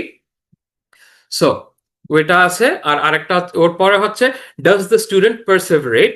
পারসেভারেট বলতে হচ্ছে যে পারসেভিয়ার করে কিনা, বাচ্চারা ইনসিস্ট করতেছে কিনা যে না ওই জিনিসটা আমি নিয়েই রাখবো, আই ওয়ান্ট দ্যাট আইটেম, আমি ওটা এক্ষুনি চাই, আমি এটা নিবই। আর এটা নেওয়ার জন্য ওরা বিভিন্ন রকম বিহেভিয়ার শো করতেছে। সো ওর পরে আমরা অ্যাসেস করি যে is the item available to the student throughout the day, যে ওই আইটেমটা কি বাচ্চার কাছে অ্যাভেলেবল কিনা for the whole day. Okay, so এটা নট নেসেসারি যে স্কুল সেটিং এ, এটা হতে পারে আইটেমটা বাচ্চার ব্যাগেই আছে, আর ওরা জানে ব্যাগ তো বাচ্চার সাথেই থাকবে, স্কুলেও ওই বাচ্চার সাথে থাকবে, বাসায় ওই বাচ্চার সাথে থাকবে। আর বাচ্চারা যদি থেরাপি সেন্টারে যায়, ওই থেরাপি সেন্টারেও বাচ্চার ইমিডিয়েট ভিসিনিটিতেই থাকবে, কাছেই থাকবে, বাচ্চা মানে সেশন রুমের বাইরে থাকতে পারে, বাট ইমিডিয়েট কাছে দাঁড়িয়ে থাকবে। সো এটা আমরা অ্যাসেস করবো যে এই আইটেমটা কি বাচ্চার ব্যাগেই থাকবে, whether it is food item or toys whatever, বাচ্চার কাছে আছে কিনা। সো আরেকটা হচ্ছে যে difficulties moving from preferred to non preferred. So এটা হচ্ছে যে একটা যেমন বাচ্চাদের অনেক কিছু প্রেফার্ড আইটেম থাকে, পছন্দের জিনিস থাকতেও পারে এবং অপছন্দের জিনিসও থাকতে পারে। সো একটা বাচ্চাকে যদি আমরা প্রেফার্ড আইটেম থেকে নন প্রেফার্ডে নিতে চাই, এটা কি কোনো কষ্ট ডিফিকাল্টিজ ফেস হয় কিনা, কোনো কষ্ট আমরা ফেস করি কিনা, ওইটা আমরা অ্যাসেস করব। সো একটার মধ্যে একটা এক্সাম্পল দিতে গেলে, যে একটা বাচ্চা ধরেন গাড়ি, ভেহিকুলার টয়েস পছন্দ করে, গাড়ি পছন্দ করে, হেলিকপ্টার, বোট এগুলো পছন্দ করে। এখন আমরা চাই যে ওই ক্যাটাগরি থেকে ওদেরকে মুভ করব সে সফট টয়েস এর দিকে। সফট টয়েস বলতে পুতুল, ডল এরকম কিছু। তো ওইটা হবে, সো ভেহিকুলার টয়েস হচ্ছে প্রেফার্ড আইটেমস, পছন্দের জিনিস, আর সফট টয়েস যেটা, ওইটা হবে ওদের নন প্রেফার্ড আইটেমস। সো এখন ওই বাচ্চাটাকে প্রেফার্ড থেকে নন প্রেফার্ড নিতে কি আমরা কোনো ডিফিকাল্টিস ফেস করি কিনা, ওইটা আমরা অ্যাসেস করব। ওকে, আরেকটা ওর পরে যে আমরা জাজ করা ট্রাই করব যে can the item be use to teach skills. So এখানে হচ্ছে কি যে আইটেমটা বাচ্চা পছন্দ করে, এটাকে আমরা অ্যাজ এ রিইনফোর্সার লেবেল করতে পারবো কিনা। আর ওইটা সিন্স আমরা এটাকে রিইনফোর্সার হিসাবে লেবেল করতেছি, এটাকে কি আমরা ইউজ করতে পারবো বাচ্চাদেরকে নতুন স্কিলস শেখানোর জন্য। যেমন বাচ্চাকে দিয়ে আমরা টাস্ক করাইছি, ওদেরকে বোঝানো হচ্ছে তুমি এই টাস্কটা কমপ্লিট করবে, টাস্ক কমপ্লিট করার পরে ইমিডিয়েটলি উইদিন 5 সেকেন্ডস তোমাকে ওই খেলনার অ্যাক্সেসটা আমি দিয়ে দিব, ভেহিকুলার টয়েসের আমি অ্যাক্সেসটা উইদিন 5 সেকেন্ডস তোমাকে দিয়ে দিব। সো এইভাবে আমরা কি বাচ্চার ওই অ্যাপ্রোপ্রিয়েট স্কিলস এইভাবে রিইনফোর্স করতে পারবো কিনা, এটাও আমরা অ্যাসেস করব। আরেকটা হচ্ছে যে can the item be used as a motivator. এটা ওই প্রিভিয়াস পয়েন্টে যায় যে যেহেতু আমরা খেলনাটা আইটেমটাকে অ্যাজ এ রিইনফোর্সার ইউজ করতেছি, এটারে দিয়ে কি আমরা বাচ্চাকে মোটিভেট করতে পারবো কিনা আরো ইমপ্রুভ করার জন্য, যে বাচ্চাটা দেখবে যে না আমাকে তো খেলনাটা দেওয়া হচ্ছে, আমি খেলনাটার অ্যাক্সেস পাচ্ছি, আমি যখন অ্যাপ্রোপ্রিয়েটলি কাজ করি, ধরো হোমওয়ার্ক করতেছি, খাবার অ্যাপ্রোপ্রিয়েটলি খাচ্ছি, নিজেকে ক্লাসরুম সেটিংস এর যে রুলস আছে সব ফলো করতেছি, আমাকে খেলনাটা দেওয়া হচ্ছে, তো দ্যাট মিনস আমি কি কাজের দিকে মোটিভেশনটা মেনটেন করো, কাজটা আমি সঠিকভাবে ক্লিয়ার করার পরেই আমি খেলনাটা রিকোয়েস্ট করব, নাকি খেলনাটার জন্য একটা আগাইতে পারবো কিনা, এগুলো সব আমরা অ্যাসেস করবো। তো এটা এই আইটেমটা যদি একটা মোটিভেশন হিসাবে ইউজ করা যায় কিনা এটাও আমরা পরে অ্যাসেস করবো। নেক্সট। হ্যাঁ, সো এটা হচ্ছে নেক্সট হচ্ছে সেন্সরি। সেন্সরি সেন্সরি বিষয় যেগুলো হচ্ছে, এটা হচ্ছে টু বি ফ্র্যাঙ্ক অনেক ডিফিকাল্ট অ্যাসেস করা। এটা আসলে থেরাপিস্টদের জন্য, কেন কি বিষয় হচ্ছে সেন্সরি যখন আমরা হ্যান্ডেল করি এটার মধ্যে অকুপেশনাল থেরাপিস্টদেরও ইনভলভ হতে হয়, স্পিচ থেরাপিস্টদেরও ইনভলভ হতে হয়, এবং সামটাইমস আমরা মেডিকেল ফিল্ডের যারা আছে ডক্টরস, ডায়েটিশিয়ান, পরে পিডিয়াট্রিক্স যারা আছে ওদেরকেও আমরা ইনভলভ করে দিই, কেন কি এটা যেহেতু হচ্ছে একটা ইন্টারনাল ইস্যু, এটা শুধুমাত্র এবি এর মাধ্যমে যে ট্যাকেল করা হবে তা না, এটার মধ্যে অনেক কিছু ইনভলভ করতে হবে। এটা একটা কোলাবোরেটিভ এফর্টেই সেন্সরি ইস্যুস গুলা ট্যাকেল করা হয়। সো এইখানে যখন আমরা কোনো জিনিসকে সেন্সরি বলি, এটা বেসিক্যালি বলতে হচ্ছে যে এটা হচ্ছে একটা স্টুডেন্টের ইন্টারনাল সমস্যা, ভিতরগত সমস্যা। সো যখন আমরা প্রথম পয়েন্টে যদি যাই, what is the student seeking, so বাচ্চাটা কি খুঁজতেছে বেসিক্যালি বলতে গেলে। সো যেটা আমি বলছি, একটা বাচ্চা নিজেকে হিট করতেছে, অ্যাজ অ্যান এক্সাম্পল, নিজেকে বেসিক্যালি এমনি মাথায় থাপ্পড় দিচ্ছে, গালে থাপ্পড় দিচ্ছে, চুল কাটছে জোরসে, বেসিক্যালি সেলফ হার্মে যাচ্ছে। কেন এটা করতেছে, এটা কি কারণে করতেছে, আর ওরা কি এটা ইনক্রিজ করতে চাচ্ছে নাকি ডিক্রিজ করতে চাচ্ছে, এই সেন্সরি ওভারলোড যেটা ওরা পাচ্ছে যে কারণে ওরা এসব বিহেভিয়ার শো করতেছে, এটা ওরা ইনক্রিজ করতে চায় ওই সেন্সরি ফিলিংটা নাকি ডিক্রিজ করতে চায়, এটা আমরা ফার্স্ট অফ অল জাজ করার ট্রাই করব।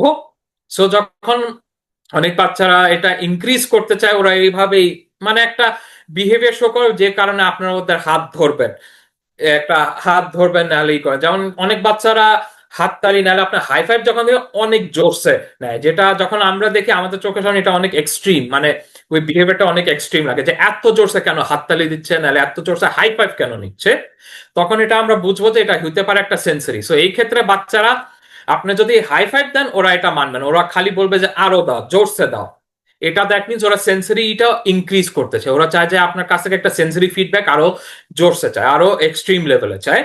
আর যখন যদি আপনি ওদের হাত হালকাভাবে ধরুন, ওরা হাত ছড়ায় দেয়, ওরা চায় না যে আপনি ওদেরকে টাচ করবেন, তখন হচ্ছে কেন কি ওরা একটা সেন্সরি ওভারলোড ফেস করতেছে, ওরা তখন ওটা ডিক্রিজ করতে, তখন ওরা হাতটা এমনি সরাই দিবে, ওরা টাচটা টলারেট করতে পারে না। যেমন বলতে কিছু বাচ্চারা চুল আছড়াইতে চায় না, আপনার যখন ওদের চুল আছড়াবেন দেখবেন যে ওরা ভয় ভয় পায়, নাহলে ওভারলোডের কারণে এমনি সরে যায়, একদম মানে ফ্রিজ হয়ে যায়, কোনোভাবেই ওদের মাথা আপনাকে টাচ করতে দিবে না, কেন কি এটা একটা সেন্সরি ওভারলোড, ওরা ওটা ডিক্রিজ করতে চায়। সো এরপরে হচ্ছে does the student escalate quickly. So escalate বলতে যখন একটা বাচ্চাটা যখন একটা সেন্সরি ওভারলোড পায় তখন ওরা একটা বিহেভিয়ার শো করে, যেমন যে এক্সাম্পলটা একটু আগে দিলাম চুল আঁচড়ানো, আপনি যখন ওর মাথায় হাত দিবেন ওরা হইতে পারে যে এটা এতই ওদের জন্য সেন্সরি ওভারলোড, ওরা আপনার হাত ধরে খামচি দিছে, এসকেলেশনে চলে গেছে, ওদের মাথায় এটা পড়ছে যে আপনি ওকে আঘাত দেওয়ার ট্রাই করছেন, ওরা হার্ট করছেন, ওরা এখন ডিফেন্স মেকানিজমে চলে গেছে, ওরা সামহা আপনাকে ধাক্কা দিয়ে সরাবে, আপনাকে আঘাত দিবে, এসকেলেশনে চলে যাবে। সো এটা হচ্ছে যে ওরা বিহেভিয়ারটা বাড়ায় দিচ্ছে। সো এটা আমরা যাচাই করবো যে যখন ওরা একটা সেন্সরি ওভারলোড পায় নাহলে একটা সেন্সরি ডিক্রিজ হয়, ওরা কি এসকেলেশনে চলে যায়, মানে বিহেভিয়ারটা বাড়ায় নাকি বিহেভিয়ারটা কমায়, এটা আমরা অ্যাসেস করব। পরে স্কেডিউলড অপরচুনিটিস। সো স্কেডিউলড অপরচুনিটিস বলতে হচ্ছে যে যখন একটা বাচ্চার সেন্সরি নিডস আছে ওটা সামটাইমস আমাদের ফুলফিল করতেই হবে, এটা ফুলফিল না করে কোনো অপশন নাই। একটা কন্ট্রোল সেটিং এ যখন আপনি কোনো ও সেন্সরি ফিলিংস এর সাথে ইন্টারাক্ট করেন, এটা অ্যাপ্রোপ্রিয়েট বলবো না, বাট এটা সামটাইমস করতে হয়, কেন কি আমাদের বাচ্চাদের পয়েন্ট অফ ভিউ থেকেও দেখতে হবে। আমাদের যখন কোনো বিরক্ত লাগে, আমাদের যখন জ্বর হয় নাহলে সে কোনো রোগ হয় যে কারণে যেমন মশা যখন কামড়ায় আমরাও চুলকাই, সো একটা বাচ্চা যখন নিজেদেরকে চুলকায় আমাদেরকেও একটা এমপ্যাথি দেখাতে হবে যে না, বাচ্চার এটা সেন্সরি প্রবলেম, ভিতরগত সমস্যা, এটা আমরা যদি খালি ব্লক করতে থাকি এটা অ্যাপ্রোপ্রিয়েট হবে না। অনেক কিছু ক্ষেত্রে ওদেরকে ওইভাবে কোলাবোরেটিভ এফোর্টের থ্রু এই বিহেভিয়ারটা আমাদের সরাইতে হবে। ওকে, সো এটা হয় অনেক ক্ষেত্রে বাচ্চাদেরকে ওষুধও দেওয়া হয় এর কারণে, বিকজ এই সেন্সরি ফিলিংস গুলো এতই এক্সট্রিম। সো এটা আমাদেরও বুঝতে হবে যে না, বাচ্চা তো অ্যাকচুয়ালি ওদের কোনো অপশনই নাই এই বিহেভিয়ার শো না করা ছাড়া, যে কারণে আমাদের ওদেরকে এই যে স্কেজুলড অপরচুনিটিস দিতে হবে। যেমন একটা বাচ্চা যে বললাম হাই ফাইভ অনেক জোরসে পছন্দ করে, মানে হাততালি অনেক জোরসে দিতে চায়। তো এরকম হইতে পারে যে ওকে, তুমি একটা অ্যাপ্রোপ্রিয়েট কাজ করো, তুমি অ্যাপ্রোপ্রিয়েট বিহেভিয়ার শো করো, তাহলে একটা টাইম স্লট ওকে দেওয়া, যে এই টাইম স্লট যেমন ধরেন একটা সেশনে 30 মিনিটস তুমি কোনো হাততালি দিবা না, টেবিলে টেবিলে ক্লাপ করবা না, হ্যান্ড হাই ফাইভও দিবা না। যদি এটা তুমি মেনটেন করতে পারো, তাহলে আফটার হাফ এন আওয়ার তোমাকে আমি জোরসে একটা হাই ফাইভ দিব। অথবা তোমাকে ওই যে কি বলে ওটিতে একটা আমরা কাজ করি র্যাপিং, যেটা তোমাকে ওটি রুমে নিয়ে ওই কাপড় দিয়ে র্যাপিং করব, যে র্যাপিং এর জন্য ওরা একটা সেন্সরি রিলিফ পায়। ওইভাবে একটা তোমার সাথে স্কেজুল অপরচুনিটি সেট আপ করতে পারবো, এটা ওদেরকে বোঝাতে হবে। তো এটাও আমাদের দেখতে হবে যে স্কেজুল অপরচুনিটিজ এর কোনো অপশন আছে কিনা, আর যদি এটা থাকে এটা কি আমরা দিতে পারবো কিনা, ওয়েদার ইট ইজ অ্যাপ্রোপ্রিয়েট। এবং বলতে গেলে সব সেন্সরি বেসড বিহেভিয়ার আমরা অ্যাপ্রোপ্রিয়েট মানি না অবশ্যই। যেমন নিজেকে খামচি দেওয়া, নিজেকে আঘাত দেওয়া, এটা আমাদের জন্য অ্যাপ্রোপ্রিয়েট অবশ্যই। যখন একটা বাচ্চা এরকম বিহেভিয়ার দেখায়, এটার জন্য কোনো স্কেজুলড অপরচুনিটিস নেই, এটা শুধু ব্লক করবো, কারণ কি এটা একটা সেফটি ম্যাটার। একটা বাচ্চা যখন নিজেকে আঘাত দেয়, ওটা আমরা কোনোভাবেই এনকারেজ করবো না, ওটা আমরা ব্লক করবো, because it's a safety matter. এটা একটা এক্সট্রিম ইস্যু, এটা ডিফারেন্ট, এটা আমরা অবশ্যই ব্লক করবো। বাট যেমন হাততালি দেওয়া, হ্যান্ড গ্র্যাব করা আসতে, ওইটা আলাদা, ওইটা আমরা স্কেজুল অপরচুনিটিস হালকাভাবে দিতে পারবো। সো ওকে, এরপরে আমরা দেখবো যে ওই সেন্সরি বিহেভিয়ারের কোনো ভিজিবল সাইন্স আছে কিনা। সো এটা আমরা একটা আমাদের এবিএ তে একটা ওয়ার্ড আছে এটার জন্য, অ্যান্টিসিডেন্ট, যে এটার আগে একটা অ্যান্টিসিডেন্ট অথবা প্রিকারসর, ওরা কি কোনো একটা সাইন দেখায় কিনা বিহেভিয়ার শো করার আগে, যে এই বাচ্চাটা একটা বিহেভিয়ার শো করতে এটা কোনো সাইন আছে কিনা। যেমন অনেক বাচ্চারা যাদের সেন্সরি হাতের মধ্যে সেন্সরি ইস্যু আছে, ওরা মানুষের চুল টানতে পছন্দ করে। ওকে, সো এইভাবে টানবে, এভাবে এখান দিয়ে টানবে, বেসিক্যালি কেন কি ওদের জন্য এই সেন্সেশনটা, এই চুল টানার যে সেন্সেশনটা আছে ওদের হাতে, এটা অনেক অনেক আরামদায়ক এবং ওদের মজা লাগে এটা করতে। সো যেহেতু এটা একটা হার্মফুল বিহেভিয়ার অন্যদের ক্ষেত্রে, এটা একটা সেফটি ম্যাটার, আমরা এটা জাজ করবো যে একটা বাচ্চার এটা কোনো সাইন আছে কিনা, ওরা কি কোনো সাইন দিবে এই বিহেভিয়ার করার আগে। সো যে বাচ্চারা চুল টানে, ওদের মেন সাইন হচ্ছে আই, ওরা তাকাবে। যদি ওরা চুল টানার একটা প্ল্যান করতেছে, প্রথমত ওরা আপনার চুলের দিকে তাকাবে, যে কি ও এরিয়া, মানে মাথার এই এরিয়াটা খালি আছে, এখানে কোনো হাত নাই, কোনো প্রোটেক্টিভ কিছু নাই, হেলমেট নাই, কিচ্ছুই নাই, ডিস্টেন্সও অ্যাপ্রোপ্রিয়েট আছে। ওরা তাকাবে, যেই ওরা অপরচুনিটি পাবে সাথে সাথে হাত আগাবে। এটা হচ্ছে একটা সাইন। সো এখানে আমরা প্রথমত বাচ্চার চোখের লেভেলটা দেখো, যদি ওদের চোখ আপনার চুলের দিকে তাকাচ্ছে, দ্যাট মিনস একটা, আর এটা মানে রেকর্ডের আছে না বাচ্চার চুল টানার একটা অভ্যাস আছে, এটা দ্যাট মিনস সাইন যে বাচ্চাটা এখন আপনার চুলের দিকে আগাবে, টান দেওয়ার ট্রাই করো। তো তখন আমরা ব্লক করতে পারবো, বাচ্চার হাতটা সরাই দিব আর রিডাইরেক্ট করব অন্য টাস্কের দিকে। সো এরপরে হচ্ছে অকুপেশনাল থেরাপি রেকমেন্ডেশন। যেহেতু একটু আগে বলছি যে সেন্সরি ইস্যুস যেগুলো আছে এগুলো ট্যাকল করা হচ্ছে মানে একটা কোলাবোরেটিভ এফোর্ট, এটা শুধু যে এক থেরাপির মাধ্যমে ট্যাকল করা হবে তা না। তো এখানে আমরা জাজ করবো যে ওয়েদার ওটি অকুপেশনাল থেরাপি দরকার আছে বাচ্চার, নাকি স্পিচ থেরাপি দরকার আছে, নাকি অন্যরকম মানে মেডিকেশন কিছু দরকার আছে, এগুলো সব আমরা যাচাই করব। অবশ্য মেডিকেশনের ক্ষেত্রে এটা একটু ডিফারেন্ট, এটা একটা ডক্টরের রেকমেন্ডেশন লাগবে, এটা আমাদেরই না। বাট আমরা তখন বলতে পারবো যে না, বাচ্চাকে আপনি একটু এই ডক্টরের কাছে নিয়ে যান, হইতে পারে বাচ্চার সেন্সরি নিডস এতই যে ওর মেডিকেশন ছাড়া কোনোভাবে আগানো যাচ্ছে না। সো তখন আমরা ওইভাবে অ্যাপ্রোপ্রিয়েট রেকমেন্ডেশন করতে হবে কিনা এটা আমরা জাজ করব। So okay, next slide. Okay, এটা এক সেকেন্ড।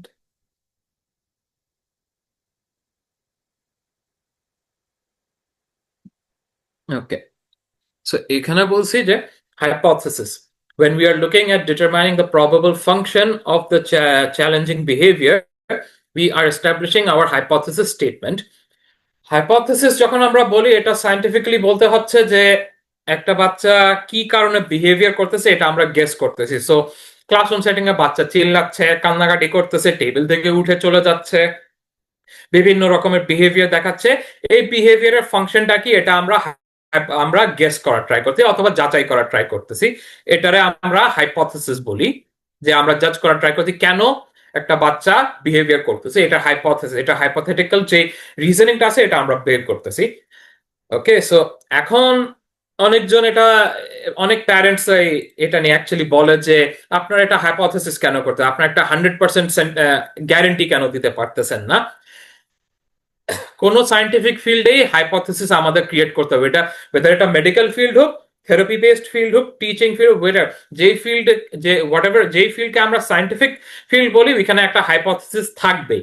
হাইপোথেসিস হচ্ছে আমাদের একটা ব্যাকবোন, এটা হচ্ছে একটা বেসিক্যালি একটা এডুকেটেড গেস ওয়ার্ক বলতে গেলে, যে আমরা এগুলো সব যাচাই করছি, এইসব বিহেভিয়ার দেখছি, এগুলো সব আমরা ক্যালকুলেট করছি, ট্যালি করছি, এক ঘন্টার মধ্যে কি কি বিহেভিয়ার দেখাচ্ছে, কয়বার দেখাচ্ছে, এগুলা ক্যালকুলেট করার পরে আমরা এই হাইপোথেসিস করছি। এটা হচ্ছে একটা educated guess work based on learned principles, যা আমরা শিখছি, যা যেই সব প্র্যাকটিসেস আমরা কপি করছি, রেপ্লিকেট করছি, এগুলার বেসিসে আমরা একটা এই হাইপোথেসিস, একটা রিপোর্ট তৈরি করছি। এটা এই কারণে আমরা বলি যে আমাদের hypothesis statement is our best guess and data driven. Main হচ্ছে সায়েন্সের, সায়েন্টিফিক কোন প্র্যাকটিসের একটা মেন কম্পোনেন্ট যেটা আমরা বলি এটা হচ্ছে ডেটা ড্রিভেন। আমরা গেস এটা বলতে পারেন, ফাইন, বাট যদি একটা জিনিস ডেটা ড্রিভেন হয় এটারে আমরা এডুকেটেড গেস বলি, যে আমরা এই প্র্যাকটিসটা করতেছি কেন কি আমাদের কাছে ওইটার ডেটা আছে। একটা বাচ্চা এরকম বিহেভিয়ার দেখাচ্ছে স্পেসিফিকলি ক্লাসরুম সেটিং এ, নাহলে হোম বেস সেটিং এ, নাহলে থেরাপি সেটিং এ এরকম বিহেভিয়ার দেখাচ্ছে, আমরা এই ডেটাটা গ্যাদার করছি, এই ডেটাটা আমরা ডিসকাস করছি, কেস স্টাডি করছি, এরপরে আমরা এই হাইপোথেসিসটা ফর্ম করছি। সো এটাই হচ্ছে মূল একটা সায়েন্টিফিক মেথডের একটা কম্পোনেন্ট, অনেক বড় অংশ। এই কারণে আমরা এবিএ, অ্যাপ্লাইড বিহেভিয়ার অ্যানালিসিসকে একটা সায়েন্টিফিক মেথড বলি, কেন কি এটার মধ্যে আমরা ডেটা গ্যাদার করি, ডেটাটা অন্য থেরাপিস্টরাও রেপ্লিকেট করতে পারে। এটা বলতে গেলে যে যদি একটা বাচ্চাকে আমি হ্যান্ডেল করি, কোনো কারণে আমি উইদিন অ্যাভেলেবল না বাচ্চাকে হ্যান্ডেল করার জন্য, আমার পরিবর্তে অন্য একটা থেরাপিস্ট এসে এই সেম মেথড গুলো রেপ্লিকেট করতে পারবে, মানে আবার করতে পারবে, এই সেম হাইপোথেসিসটা ফর্ম করতে পারবে গেস করে, সেম ডেটা গ্যাদার করতে পারবে, সেম ভাবে কাজ করতে পারবে। সো বেসিক্যালি এটা হচ্ছে scientific method. Okay, next slide. Pulling it all together.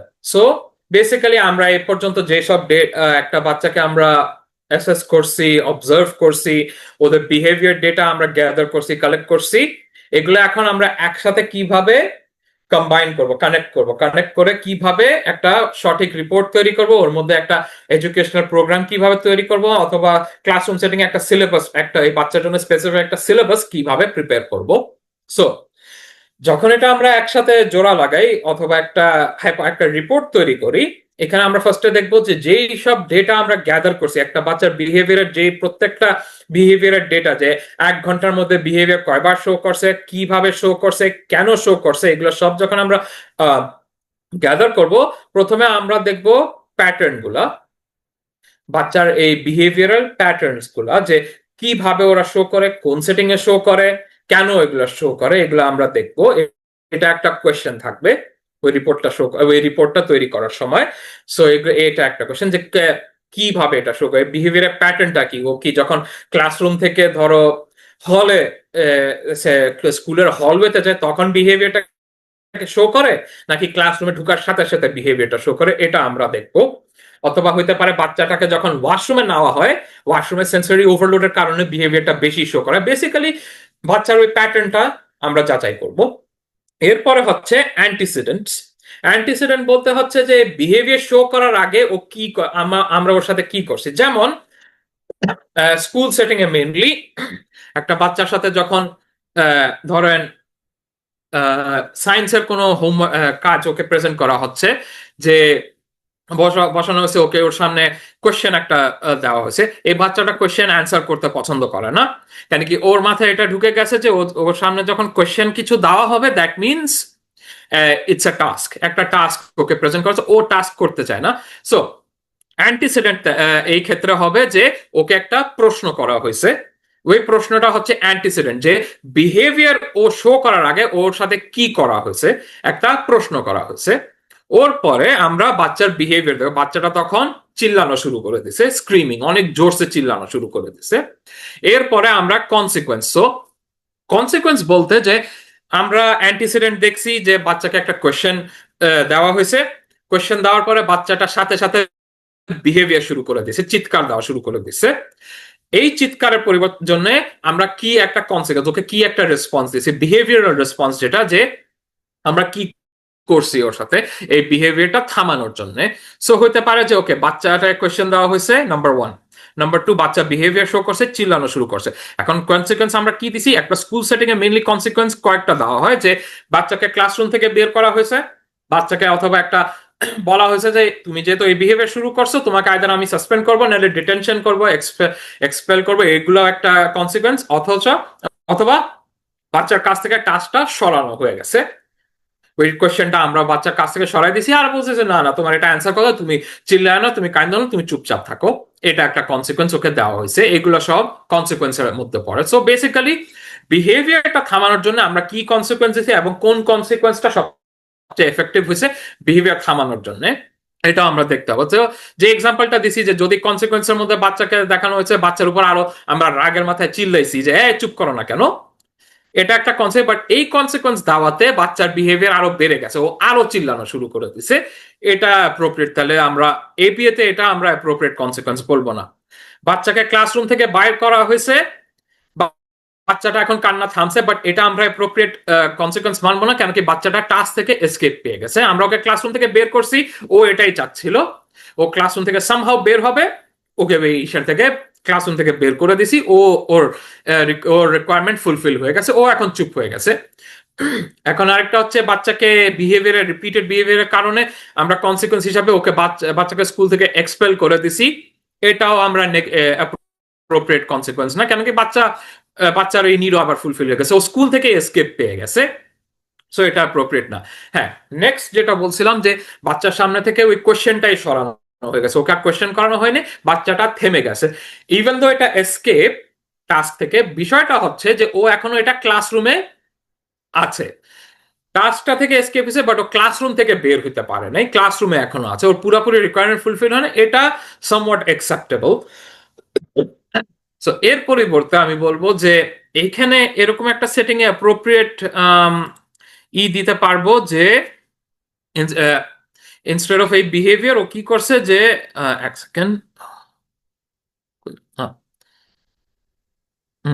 এখন এই ইস্যু দেখানো হচ্ছে যে বাচ্চাটা এই বিহেভিয়ার শো করান, ইনস্টেড অফ বিহেভিয়ার আমরা ওকে বললাম যে তুমি না চিল্লে রিকোয়েস্ট করো যে আমি কাজটা করতে পারি, এই কোয়েশ্চেনটা আমার জন্য অ্যান্সার করা অনেক difficult, I am unable to do answer this question, আমাকে একটু ব্রেক দাও, আমাকে একটু পড়তে দাও, লেট মি, আমাকে বেসিক্যালি একটা প্যারাগ্রাফ পড়তে দাও, যে ওয়েতে আমি এই কোয়েশ্চেনটা অ্যান্সার করতে পারবো। বেসিক্যালি এটা হচ্ছে ওকে রিপ্লেসমেন্টটা শিখাচ্ছি, যে না তুমি কোয়েশ্চেনটা অ্যান্সার করতে চাও না, ফাইন, বাট তুমি তোমার এটা রিকোয়েস্ট করতে হবে, যে কেন রিকোয়েস্ট করতে হবে, যে I don't want to answer this question, আমাকে আইদার তুমি অন্য একটা কোয়েশ্চেন দাও, অর আমাকে একটু টাইম দাও, আমি একটু পড়াশোনা করার পরে এই কোয়েশ্চেনটার অ্যান্সার আমি দিব। This is called requesting. ও যদি রিকোয়েস্ট করে, দেন আমরা এটাকে একটা অ্যাপ্রোপ্রিয়েট কনসিকুয়েন্স মনে করতে পারি, যে হ্যাঁ তুমি রিকোয়েস্ট করেছো, তোমার কাছ থেকে আমি কোয়েশ্চেনটা সরাচ্ছি, আইদার তুমি পড়ো, নাহলে তোমাকে অন্য একটা কোয়েশ্চেন দিব, তুমি অ্যান্সার করবা। সো এটা আমি বলবো এবি এর ক্ষেত্রে এটা অ্যাপ্রোপ্রিয়েট কনসিকুয়েন্স, কেন কি বাচ্চা একটা বিহেভিয়ার শো করার চান্স পায় না, এরকম বিহেভিয়ারটা এসকেলেশনে না নিয়ে ইনস্টেড বাচ্চাটা রিকোয়েস্টিং এ চলে গেছে। আর এটা মানে আমরা বুঝতে পারছি যে এইভাবে যদি বাচ্চার সাথে কাজ করা হয়, বাচ্চাটা বিহেভিয়ার না দেখায় অ্যাপ্রোপ্রিয়েট কোয়েশ্চেনিং এ চলে গেছে। সো এটা আমি বলবো অ্যাপ্রোপ্রিয়েট কনসিকুয়েন্স।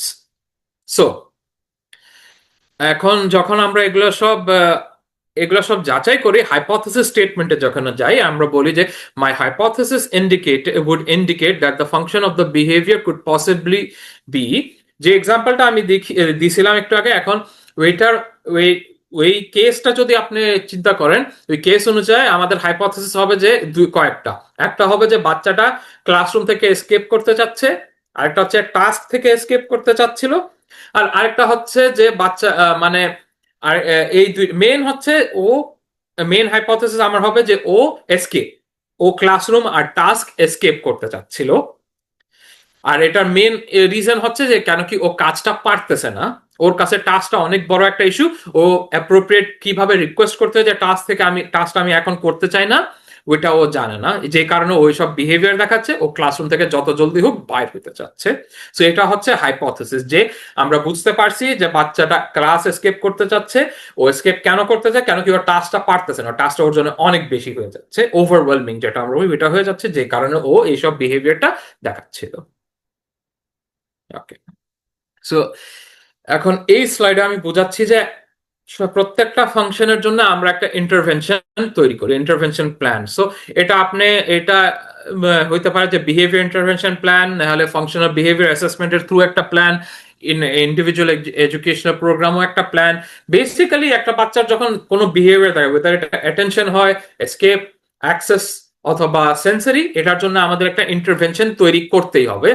সো এই পর্যন্ত বেসিক্যালি আমি যেসব বুঝাইছি যে কি কারণে বিহেভিয়ার শো করে, কেন করে, এগুলা সব কিছুর জন্য আমরা যে ইন্টারভেনশন প্ল্যানটা তৈরি করি, এটাও হচ্ছে আমাদের একটা দায়িত্ব, যে এগুলো আমরা করতেছি কেন কি আমরা বিহেভিয়ারটা অ্যানালাইজ করছি, আমরা বিহেভিয়ারটা বুঝতে পারছি, কি কারণে বিহেভিয়ারটা করছে এটাও বুঝতে পারছি, এবং একটা ইন্টারভেনশন প্ল্যান ওর উপরে তৈরি করছি। এই ইন্টারভেনশন প্ল্যানটা আমরা প্যারেন্টসদের সাথেও শেয়ার করবো, কেন কি আমরা চাই যে একটা বাচ্চা স্কুলে অথবা থেরাপি সেন্টারে কয়েক ঘন্টার জন্যই থাকতেছে, ফুল টাইম তো থাকতেছে না। এটা এখন যদি যদি শুধু থেরাপিস্টরা এটা টেক কেয়ার করে, তাহলে বাচ্চার বিহেভিয়ারটা সহজে ফিক্স হবে না, রিপ্লেসমেন্ট বিহেভিয়ার সহজে শিখবে না। যে যে কারণে আমরা এই ইন্টারভেনশন প্ল্যান তৈরি করি, কেন কি আমরা চাই যে প্যারেন্টসরাও এটা ইনভলভ থাকে। কেন কি প্যারেন্টসরা ধরতে গেলে বাচ্চার সাথে কম, মানে 24 আওয়ার্সই বাচ্চার সাথেই থাকে, স্কুলের মধ্যে কিছুক্ষণ, সেন্টারে কিছুক্ষণ, বাট 24 আওয়ার্স প্যারেন্টসরা বাচ্চার সাথে থাকে। যদি প্যারেন্টসরা একটা প্ল্যানের মধ্যে ইনভলভ না হয়, বাচ্চার প্রোগ্রেসটা, আমি যদি বলি ফ্র্যাঙ্কলি স্পিকিং, নিয়ার ইম্পসিবলই হয়ে যায়, বাচ্চা আগাবে না। কেন কি ইন্টারভেনশন অ্যাপ্রোপ্রিয়েটলি ইমপ্লিমেন্ট হচ্ছে। একটা থেরাপিস্ট কয়েক ঘন্টা কাজ করবে, বাচ্চা তখন হবে কি ট্রেন্ড আপ হবে, বাচ্চার রিপ্লেসমেন্ট শিখবে না, বাচ্চার ট্রেনিং শিখবে। সো এটা বুঝাতে যাচ্ছি যে ট্রেনিং যদি শিখে বাচ্চা, বাচ্চা বুঝতেছে যে সেন্টারে এসে আমার সঠিকভাবে বিহেভ করতে হবে, ভালো থাকতে হবে। বাট যেই আমি বাসায় যাব, বাসায় আমি বিহেভ করবো, বাসা হচ্ছে আমার রাজত্ব, বাসায় আমি যেভাবে ইচ্ছা ওইভাবে আমি কাজ করবো, আমাকে কেউ কিচ্ছু বলতে পারবে না। বাসায় বাসায় আমি আমার ইচ্ছা মতন চলবো। সো এই কারণে আমি বলি, যখনই প্যারেন্টসদের সাথে আমি কথা বলি, আমরা থেরাপিস্ট হিসাবে সবসময় বলি যে প্যারেন্টসদেরকেও ইনভলভ থাকতে হবে। থেরাপিস্টদের তো ইনভলভমেন্ট আছেই, এটা আমাদের মেইন জব, বাট প্যারেন্টসের ইনভলভ থাকতে হবে, তাহলে ইমপ্রুভমেন্টটা দ্রুত আসে, অনেক জলদি এসে যায়। সো এই কারণে আমরা রিকোয়েস্ট করি যে এটা একটু কেয়ারফুল থাকে প্যারেন্টস।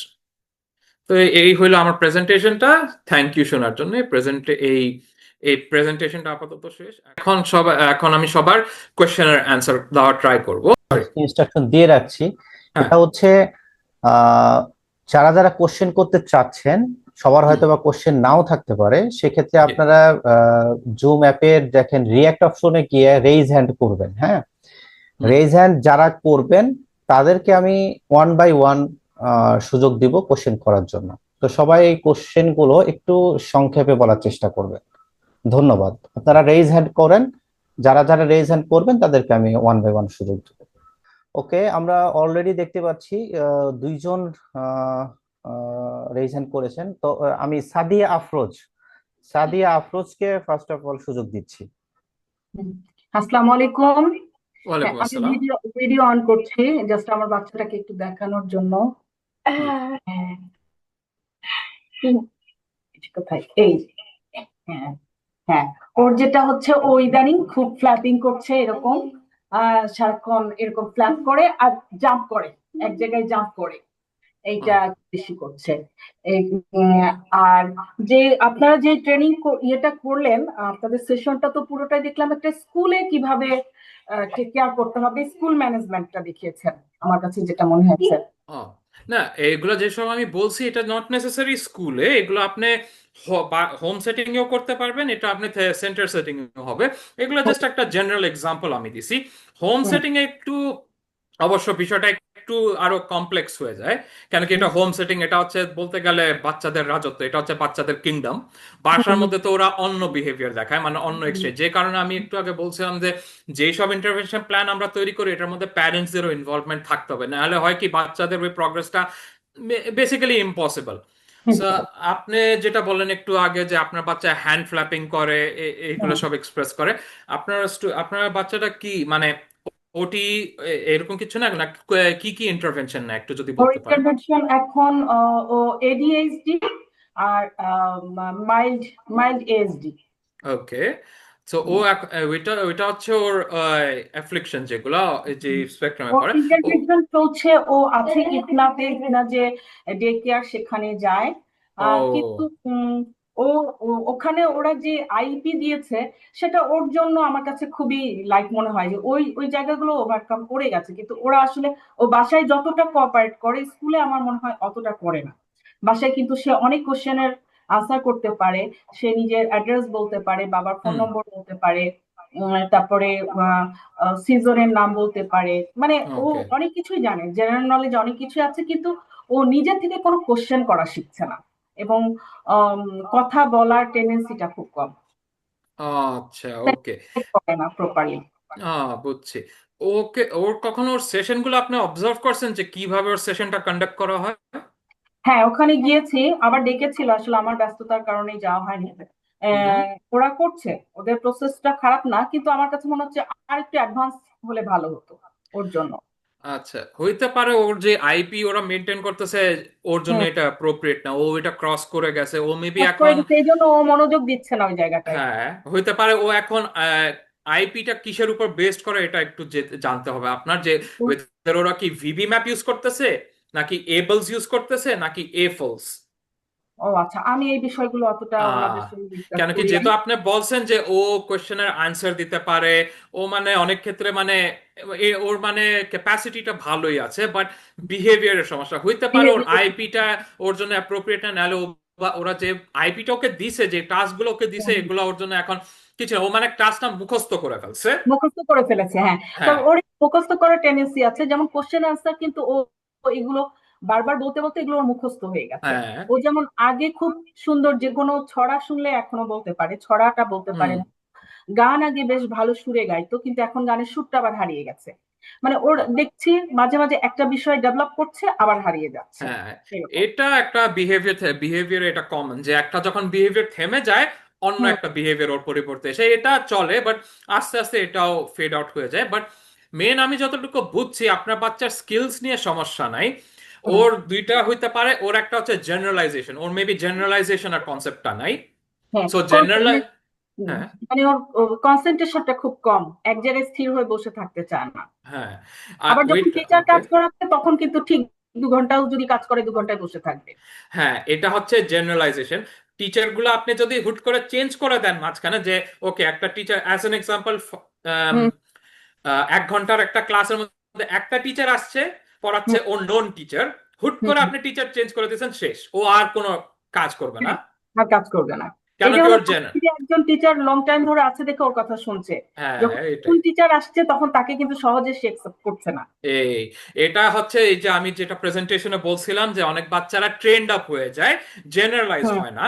ওর ক্ষেত্রে এটাই জেনারেলাইজেশন। হয়েছে, ওর কোনো জেনারেলাইজেশনই হয় নাই। আচ্ছা, হইতে পারে সেন্টারে ওকে জেনারেলাইজেশনের কোনো টাস্ক করাচ্ছে না, যে ওরাও কারণে suggest এ করে করতেছে। যে ওর জেনারেলাইজ দরকার, এটা ওদেরও কথা, যে আমাদের সঙ্গে ও কন্ট্যাক্ট করছে, বাট স্কুলে কিন্তু ওভাবে করছে না। হ্যাঁ। যেটা হয় ওর বাবার সঙ্গে বেশি কাজ করে, হুম। বাবা যে কোশ্চেন করছে কোশ্চেনের উত্তরগুলো ওর মুখস্থ হয়ে গেছে, এগুলো ঠিক সঙ্গে সঙ্গে সে রিপ্লাইটা দিচ্ছে, কিন্তু বাইরের কেউ জিজ্ঞেস করলে অত দ্রুত করছে না বা হ্যাঁ, আনসার দিচ্ছে না। হ্যাঁ, তো এটার জন্য এই কি করতে পারি?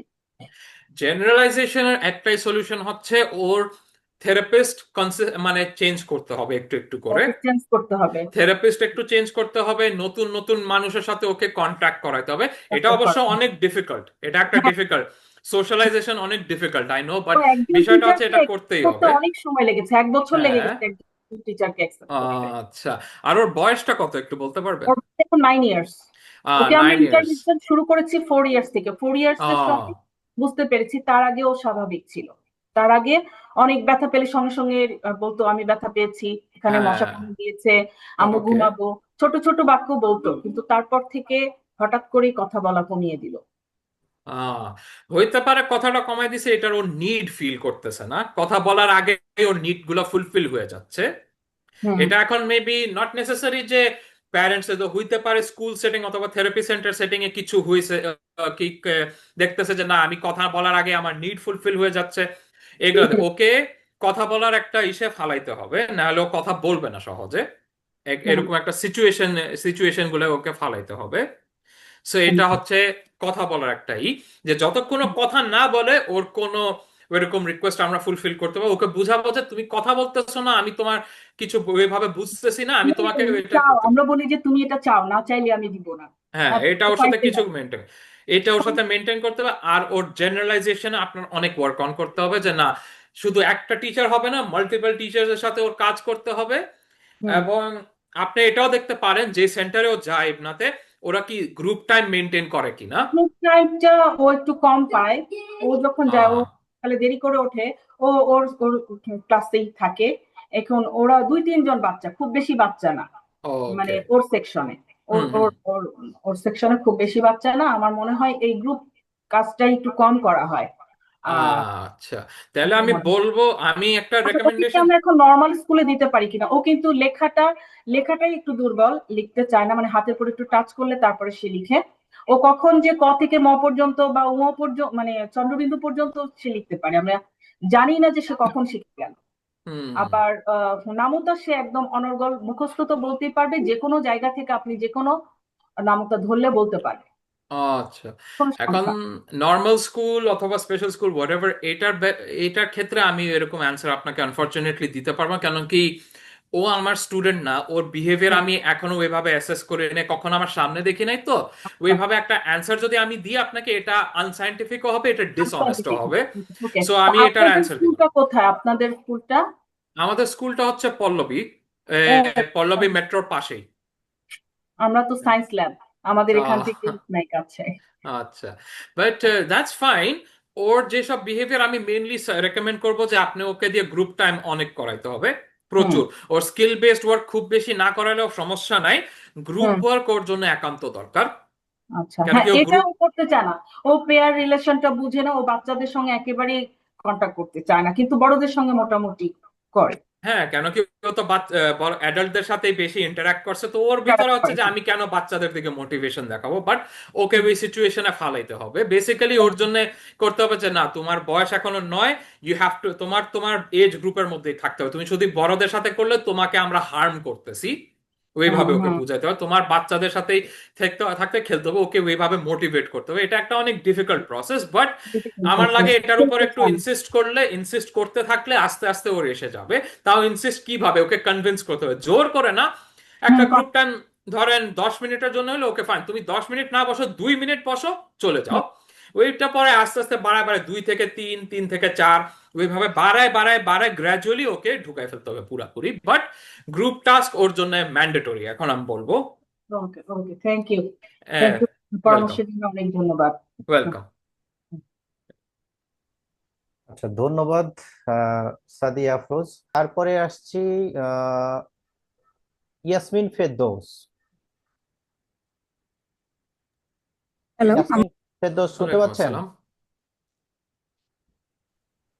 হ্যালো। হ্যালো, জি।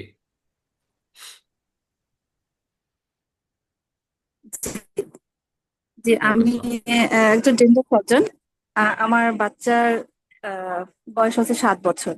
জি। তো ওর হচ্ছে যখন 3 বছর ছিল তখনই হচ্ছে ধরা পড়ছিল হচ্ছে ওর এডিএসডি, সাথে হচ্ছে এসডিও ছিল মাইল্ড। তো ওকে। মেইনলি ছিল ওর এডিএসডি। তো যাই হোক, আমি অনেক পিজিতে, ইপনাতে অনেকদিন ট্রাই করার পর কোনো জায়গায় কোনো স্থির মানে আমি রাখতে পারি নাই থেরাপির জন্য বা ইসের জন্য। হুম। বিভিন্ন জায়গায় বিভিন্নভাবে আমি থেরাপি দিয়েছি। তো পরে একটা স্পেশাল স্কুলে আমি দিয়েছিলাম ওকে। তো সেখানে 1.5 বছর ছিল।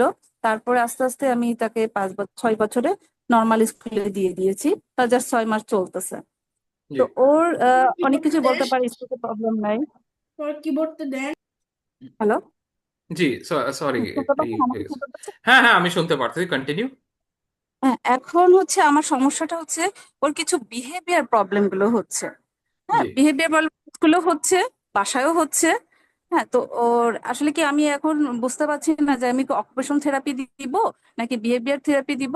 স্পিচে কোনো প্রবলেম নেই, সে পড়ালেখা করে, নর্মাল স্কুলে পড়ালেখা করতেছে, ওকে। ইংলিশ মিডিয়াম স্কুলে একটা। পড়ালেখা করে সে খুব ভালো, অন্য বাচ্চাদের থেকে খুব ভালো, কিন্তু কারোর সাথে মিশতে চায় না। আরো অনেক সমস্যা যে বিহেভিয়ার গুলো আমরা বলি কমিউনিকেশন করে না, খেলাধুলা করে না, এবং সে তার স্বাস্থ্যের অবস্থা খুবই খারাপ, মানে খুবই শুকনা, খেতে চায় না কিছু, ঘুমেরও অনেক প্রবলেম, অনেক রাত পর্যন্ত জেগে থাকতে চায়। হ্যাঁ, তারপরে হচ্ছে খাওয়া দাওয়া খুব অনীহা। আর হচ্ছে পড়ালেখা কিন্তু আবার অনেক ভালো, কিন্তু তার বিহেভিয়ার গুলো, কমিউনিকেশন বা সোশ্যালাইজেশন, এইগুলোতে তার অনেক ও, সমস্যা। বুঝছি। আপাতত আমি কোনো ইন্টারভেনশন হুম। সমাধান দিলে একটু উপকৃত হবো। সো ওকে, যেহেতু ওর সোশ্যালাইজেশনের দুর্বলতা আছে, আর আপনি যেটা বলছেন যে ও কমিউনিকেট করতে চায় না অন্য কারোর সাথে, ওর জন্য আমি বলবো যে গ্রুপ, এই একটু আগে যেটা বেসিক্যালি বলছি, ওর জন্য গ্রুপ থেরাপির মতন দরকার। যেহেতু ওর স্কিল আছে, ও পড়াশোনা করতেছে, রেগুলার স্কুলেই যাচ্ছে, স্কিল লেভেলও বেশ ভালো ভালো হয় জিউম, বাট ও না, গ্রুপে সোশ্যালাইজ করে। না, গ্রুপেও ভালো থাকে, মানে ও যখন টিচারদেরকে জিজ্ঞেস করে ও কি সবাই অন্য বাচ্চাদের সাথে একটু মেশে, তা বলে হ্যাঁ একটু মেশে। আবার বাসায়ও কিন্তু ওর বোন আছে বড়, ক্লাস 5-এ পড়ে, ওর ওকে। সাথেও কিন্তু প্রচন্ড খেলা করে, কথা বলা বলি করে, আমি এটা করবো না, এটা নিবো না, এটা খাবো না, হুম। একটু দৌড়াদৌড়ি মারামারি এগুলো সবই করে। জি। ঠিক আছে, মানে মেশে, মানে মেশে না এমন না, হ্যাঁ, মেশে, কিন্তু ও মানে ইয়ে থাকে, চুপচাপ থাকে, কিন্তু হাইপার হয়ে যায়, থেকে থেকে খুব হাইপার হয়ে যায়। হ্যাঁ, এটাই। হ্যাঁ, হ্যাঁ, এটাই একটা বাচ্চা যদি যে খালি ওদের নিয়ার বাই পার্সনের সাথে মিশে, বোনের সাথে মিশে, নাহলে স্কুলের মধ্যে হালকা একটু ইন্টারাক্ট করে, ওইটা মানে না যে ওদের সোশ্যালাইজেশন অথবা গ্রুপ ওয়ার্ক ভালো। হ্যাঁ, হইতে পারে কিছুটা গ্রুপ ওয়ার্ক সঠিকভাবে করে, বাট এখনো এজ অ্যাপ্রোপ্রিয়েট না। এটা আমি বলতে চাচ্ছি যে হইতে পারে গ্রুপ ওয়ার্ক করে, অন্যদের সাথে মিশে কথা, বাট ওই লেভেলে না। ওর বয়স অনুযায়ী যেভাবে করা উচিত, হাসি খুশি থাকা উচিত, অন্যদের সাথে মিলমিশ করা উচিত, ওইটা এখনো আসে নাই, হইতে পারে, যেটা আমি অ্যাজিউম করতেছি। সো এই কারণে বলতেছি ওর জন্য গ্রুপ থেরাপি যখন আমরা বলি, হচ্ছে যে গ্রুপ থেরাপিতে করা হয় যে কি, আননোন যারা নতুন বাচ্চা, বাচ্চাদের সাথে এরকম ভাবে কাজ করানো হয়। এখানে হয় কি, এটার থ্রু ওদের জেনারেলাইজেশনের ক্যাপাসিটিটাও বেড়ে যায়। হতে পারে এখন আপনার বাচ্চার ওই জেনারেলাইজেশনটা পুরোপুরি আসে না, যে ওকে আমি আমার ইমিডিয়েট যাদের সাথে সবসময় থাকি ওদের সাথে ভালো করব, কিন্তু নতুন যারা আসতেছে ওদের সাথে এরকম কমিউনিকেট করব না, খেলাধুলা করব না, ওদের সাথে বসে পড়াশোনার কাজও করব না, তখন এটা জেনারেলাইজেশনের সমস্যা হয়। তো হইতে পারে আপনার এই বাচ্চার জেনারেলাইজেশন একটু হালকা দুর্বলতা আছে। এবং আরেক আপনি বলছেন ফিডিং এর বিষয়টা, ফিডিং ও মেনলি হইতে পারে ওর কিছু প্রেফার্ড ফুড আইটেম আছে, অথবা এটাও হইতে পারে যে ওর মেবি এটা আমি জাস্ট একটা এডুকেটেড গেস দিচ্ছি, হইতে পারে ওর ওরাল মোটরের কিছু সমস্যা আছে, যে ও কোনো কিছু অনেকগুলো খাবারের টেক্সচার যেগুলো ওইগুলো ও সহ্য করতে পারে না। সো যেমন আমি বলি, কিছু বাচ্চা আছে যারা একটু আহ খাওয়ার জি সময় স্যার। একটু ইয়ে পড়ে, মানে অস্বস্তি বোধ করে, কোনো কোনো জিনিস দেখলে ও আগেতে ওয়াক করে উঠবে, মানে একটা মানে এমন একটা ভাব ভঙ্গি থাকে, মানে কিছু, মানে কি একটা খারাপ জিনিস দিয়ে দিছে ওর সামনে। ঠিক আছে, যে হ্যাঁ, কোনো খাবার দেখলে আগে থেকে একটু যেন ইয়ে হয়। হ্যাঁ, এটা জি। I understand. এটা ইউজুয়ালি একটু সেন্সরি, এটা সেন্সরি বেসড হইতে পারে। যেমন একটা এক্সাম্পল আমি দিই, আমার ক্ষেত্রে আমারই এক্সাম্পল দিই। আমি ভর্তা জাতীয় জিনিস পছন্দ করি না। আমি ভর্তা পছন্দই করি না। আমার খেতেও ভালো লাগে না, ধরতেও ভালো লাগে না, আমার অনেক অড লাগে। এটা একটা সেন্সরিও বলতে পারেন, এটা একটা পার্সোনাল প্রেফারেন্সও বলতে পারেন। এখন হইতে পারে আপনার সন্তানের এটাই একটা সমস্যা, যে ও অনেক খাবারের ক্ষেত্রে ওর এখনো ওইরকম ডিসেন্সিটাইজ করা হয় নাই, যে কারণে ওই খাবারগুলো পছন্দ করে না। এবং এবং যখন ওই খাবারটা একটা দেখে, ওর ভিতরে একটা স্মেল এসে যায়। মেবি খাবারের ওই স্মেলটা নাই, বাট ও ওই স্মেলটা অ্যাজিউম করতেছে। এটা একটা সাইকোলজিক্যাল বেসিসও হইতে পারে, যে কারণে ও খাবারটা সহ্য করতে পারে। আর আপনি যেটা একটু আগে বলো, খাবারটা দেখলেই ও মানে ওয়াক এরকম করা শুরু করে, এটাও হইতে পারে যে না, এই খাবারটা মেবি অনেক মজাদার হইতে পারে, বাট আমার ইন মাই ওপিনিয়ন এটা ভালো না, আমি চাই না এটা। সো এগুলো নিয়ে ইউজুয়ালি অনেক স্পিচ থেরাপিস্টরা এগুলো নিয়ে কাজ করে, যে ওদেরকে খাবারের ক্ষেত্রে একটু ডিসেন্সিটাইজ করা হয়। এবং বিহেভিয়ার থেরাপিতেও এটা কাজ করানো হয়, যে আমরা টাস্ক হিসাবে একটা করি, যে ওকে তুমি এই খাবারটা একটু পোর্শন খাও, তোমাকে তারপর তোমার প্রেফার্ড খাবার দিব, যে ওকে তুমি অ্যাজ অ্যান এক্সাম্পল তুমি মাছ খেতে চাও না, ওকে ফাইন, তুমি এই যে একটু চিকেন খাও, তারপর তুমি একটু একটু ছোট অ্যামাউন্ট মাছ খাও, ওর পরে আস্তে আস্তে আস্তে ফিশের কোয়ান্টিটিটা বাড়ানো হবে। সো এইভাবে আমরা আমরা ট্রেন্ড আপ করি। এবং এসএলটি দেরও একটু ডিসেন্সিটাইজেশনের প্র্যাকটিস থাকে, মুখের নিয়ে, আর টেক্সচার বেসড কিছু কাজ থাকে। সো এগুলা, এটা একটা আমি বলবো মাল্টি ডিসিপ্লিনারি অ্যাপ্রোচ করতে হয়, যে ফার্স্ট অফ অল আমরা বিহেভিয়ারটা সরাবো, এই ওয়াক থ্রু করানো ওইগুলো সরাবো, আস্তে আস্তে আমরাও ডিসেন্সিটাইজ করাবো। আর এসএলটিরা এখানে করবে কি, স্পিচ থেরাপিস্টরা, যে খাবার নিয়ে ওয়ার্ক অন করবে, খাবারের দিকে একটা টেক্সচার, ওই টেক্সচারের সেন্সরি ওভারলোডটা ওরা সরানোর ট্রাই করবে। সো আমি সাজেস্ট করব এই খাবারের ব্যাপারে এরকম কিছু এটা ট্রাই করতে পারেন।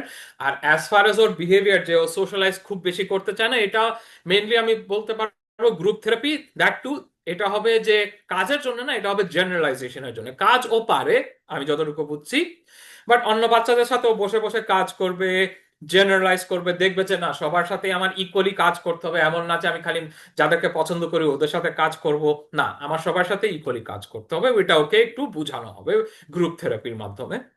জি।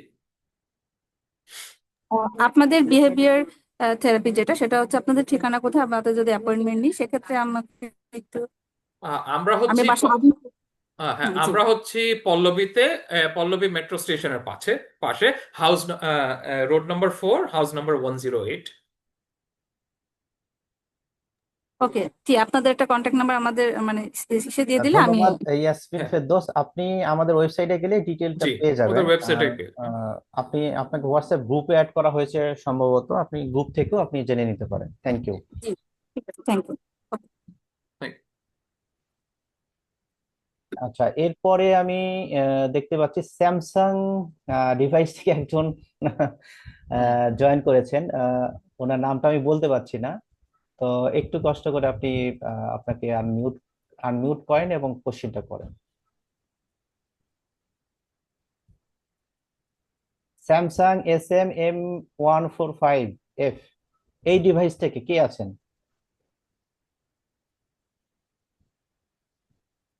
শুনতে পাচ্ছেন?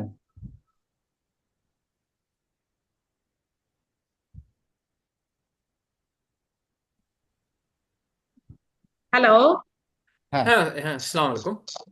আসসালামু আলাইকুম। ওয়ালাইকুম আসসালাম। নামটা একটু জি। বলবেন। জি, আমার বাচ্চার নাম আরশ।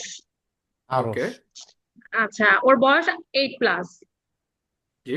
এখন আমি ঢাকায় ছিলাম, আমি আপাতত জয়পুরহাটে আছি গত 5 মাস যাবত। মানে ট্রান্সফার হওয়ার কারণে আমাদের শিফটে চলে আসতে হয়েছে। হুম। প্রায় 1 বছর তারাতে ছিলাম, আপনাদের ইঞ্জিনিয়ার্স এর অপোজিটে, 2 নম্বর ওকে। রোডে। ওকে। তো হ্যাঁ, ছিলাম ওখানেই ছিল। ওর সবকিছু চলছিল, বাট আমাদের শিফট হওয়ার কারণে একটু প্রবলেম হয়েছে। জি। ওর আন্ডারস্ট্যান্ডিং লেভেল অলমোস্ট নর্মাল বাচ্চাদের মতোই, জি। বুঝে সব। আর ওর সব থেকে মেইন প্রবলেম হলো ওর শেখার, বলার, পড়ার কোনো আগ্রহ নাই। মানে, এবং সে সুপার অলস। ওকে। তাকে পুশ করে করে সব করতে হয়, খুবই লেজি। হুম। এবং ওর অনেকগুলো প্রবলেম জিনেটিক। মানে ওকে। অলমোস্ট আমি একজন মা হিসেবে যতটুকু বুঝি, অলমোস্ট জেনেটিক্যালি ওর অনেক অলসতা, মানে অনেক প্রবলেম আছে। আর ওর হলো, ও যে মেডিসিন গুলা খায়, যেমন ওর অ্যাজমা বা অ্যালার্জির প্রবলেমের কারণে ফেনাটমন্টিন, এগুলা ওষুধগুলো ও 10 মাস বয়স থেকে খায়, এই কারণে ও আরো বেশি লেজি হয়ে গেছে। ও হ্যাঁ, আচ্ছা। তো এখন আমি ওর নতুন দুই একটা যে বিহেভিয়ার প্রবলেম ইস্যু হয়েছে, ও কিন্তু নিতে পারে, লার্নিং ডিসেবিলিটি নাই। ও হুম। কালার আইডেন্টিফাই পারে, টাকা আইডেন্টিফাই পারে, ও সমস্ত ফুল ফল শাক সবজি সবকিছু পারে, সবকিছু আইডেন্টিফাই করতে পারে। হ্যাঁ, হুম। এবং তার প্রয়োজন মতো সে বলে, যেমন দোকানে যে বলবে ওই যে দাও। হুম। হুম। হুম, যেমন সে বিস্কিটকে পুরো বিস্কিট তো বলতে পারে না, বি বলে। ওকে। হ্যাঁ, নিজের প্রয়োজন মতো, যেমন বাবা বলে, তারপরে আম্মাও বলে, যে প্রয়োজন মতো বলে। এবং সোশ্যালাইজেশন তো অবশ্যই প্রবলেম আছে, সবার সাথে খেলে না, যাদেরকে তার পছন্দ, বা সে একটু হেলদি। তার মেইন আরেকটা প্রবলেম ফুড অ্যাডিকশন, মারাত্মক। ওকে। মারাত্মক ফুড অ্যাডিকশন। যেমন স্কুলে, সে স্কুল মানেই তার কাছে হলো ব্যাগে টিফিন থাকবে, টিফিন খাবে, টিচারদের পাগল করে দিত। কিছুদিন থামে আবার বাড়ে, থামে আবার বাড়ে। এখন আমি ওর যে বিহেভিয়ার প্রবলেমটা দেখছি সেটা হলো, এই যেটা ছিল না, বডি শেকিং, মানে এরকম করে উঠে, এটা ছিল না, এটা একটা আসছে। আর একটা হলো ওই যে ব্যা ব্যা ব্যা ব্যা কিছু সাউন্ড করে, ওটা করতে করতে মুখটা একটু এক পাশে বাঁকাই হয়ে গেছে, একটু বাঁকাই করে ফেলে, যেমন সাউন্ড করতে ও গেলে একটু বাঁকাই করে ফেলে। ও কিন্তু উত্তরও দিতে পারে, প্রশ্নের উত্তর বুঝেই দেয়, হ্যাঁ তে হ্যাঁই বলবে, না তে নাই বলবে। আর যদি তার কোনো কিছু বুঝতেছে না, তাহলে সে চুপ করেই থাকে। এখন ওকে। আমার কাছে যেইটা সব থেকে বেশি ইয়ে লাগতেছে, যে মানে আমি একটু শখ যে ও মানে বডি শেকিংটা করতেছে, হয়তো আমি একটা লেবু কাটছি বা আমি কোনো কিছু করছি, একটু সাউন্ড হচ্ছে, সে বডি শেকিংটা করতেছে, এই জিনিসটা। এবং সে আরেকটা জিনিস হলো সেলফ হিটিং করা শুরু করছে। ওকে। ও সে বসবে না, করবে না, নিজেকে নিজে মারা শুরু, এবং অন্যদের ও কিন্তু মারতো না কাউকে। এই গত 5-6 মাস যাবত মানে স্কুল থেকে আমি একটু মানে বাইরে আছি, আমার আরো কিছুদিন থাকতে হবে, কোনো উপায় নেই। হুম হুম এই জন্য আমি আছি। এবং আমাকে অনেকগুলা কাজ আমাকে দিয়ে, যেমন আমি ওর যে ওটি যে কাজগুলা 15-20-25টা কাজ আমি জানি, যেহেতু ও, আমি শিখেছি করেছি। আমি অটিজম ম্যানেজমেন্ট কোর্সটাও করেছি অনলাইনে, যে বাচ্চাদের সাথে আমি চেষ্টা করি যে ছোট ছোট করে কাজ করতে। অনেক কিছুই পারে, বললাম তো। ওর হুম, ওর অনেকগুলো প্রবলেম, যেমন ওর হ্যান্ড ফাংশনাল প্রবলেম ছিল, সেগুলো ওকে, অনেকগুলো সলভ হয়ে গেছে। ও আগে নখ কাটতে দিত না, চুল কাটতে দিত না, এখন আল্লাহর রহমতে এগুলো কোনো প্রবলেম নাই। ওর হুম সেন্সরি প্রবলেম হলো মাথা এবং হাতে, হ্যান্ড ফাংশনাল প্রবলেম, হুম, গ্রিপিং এ সহজে করতে চায় না।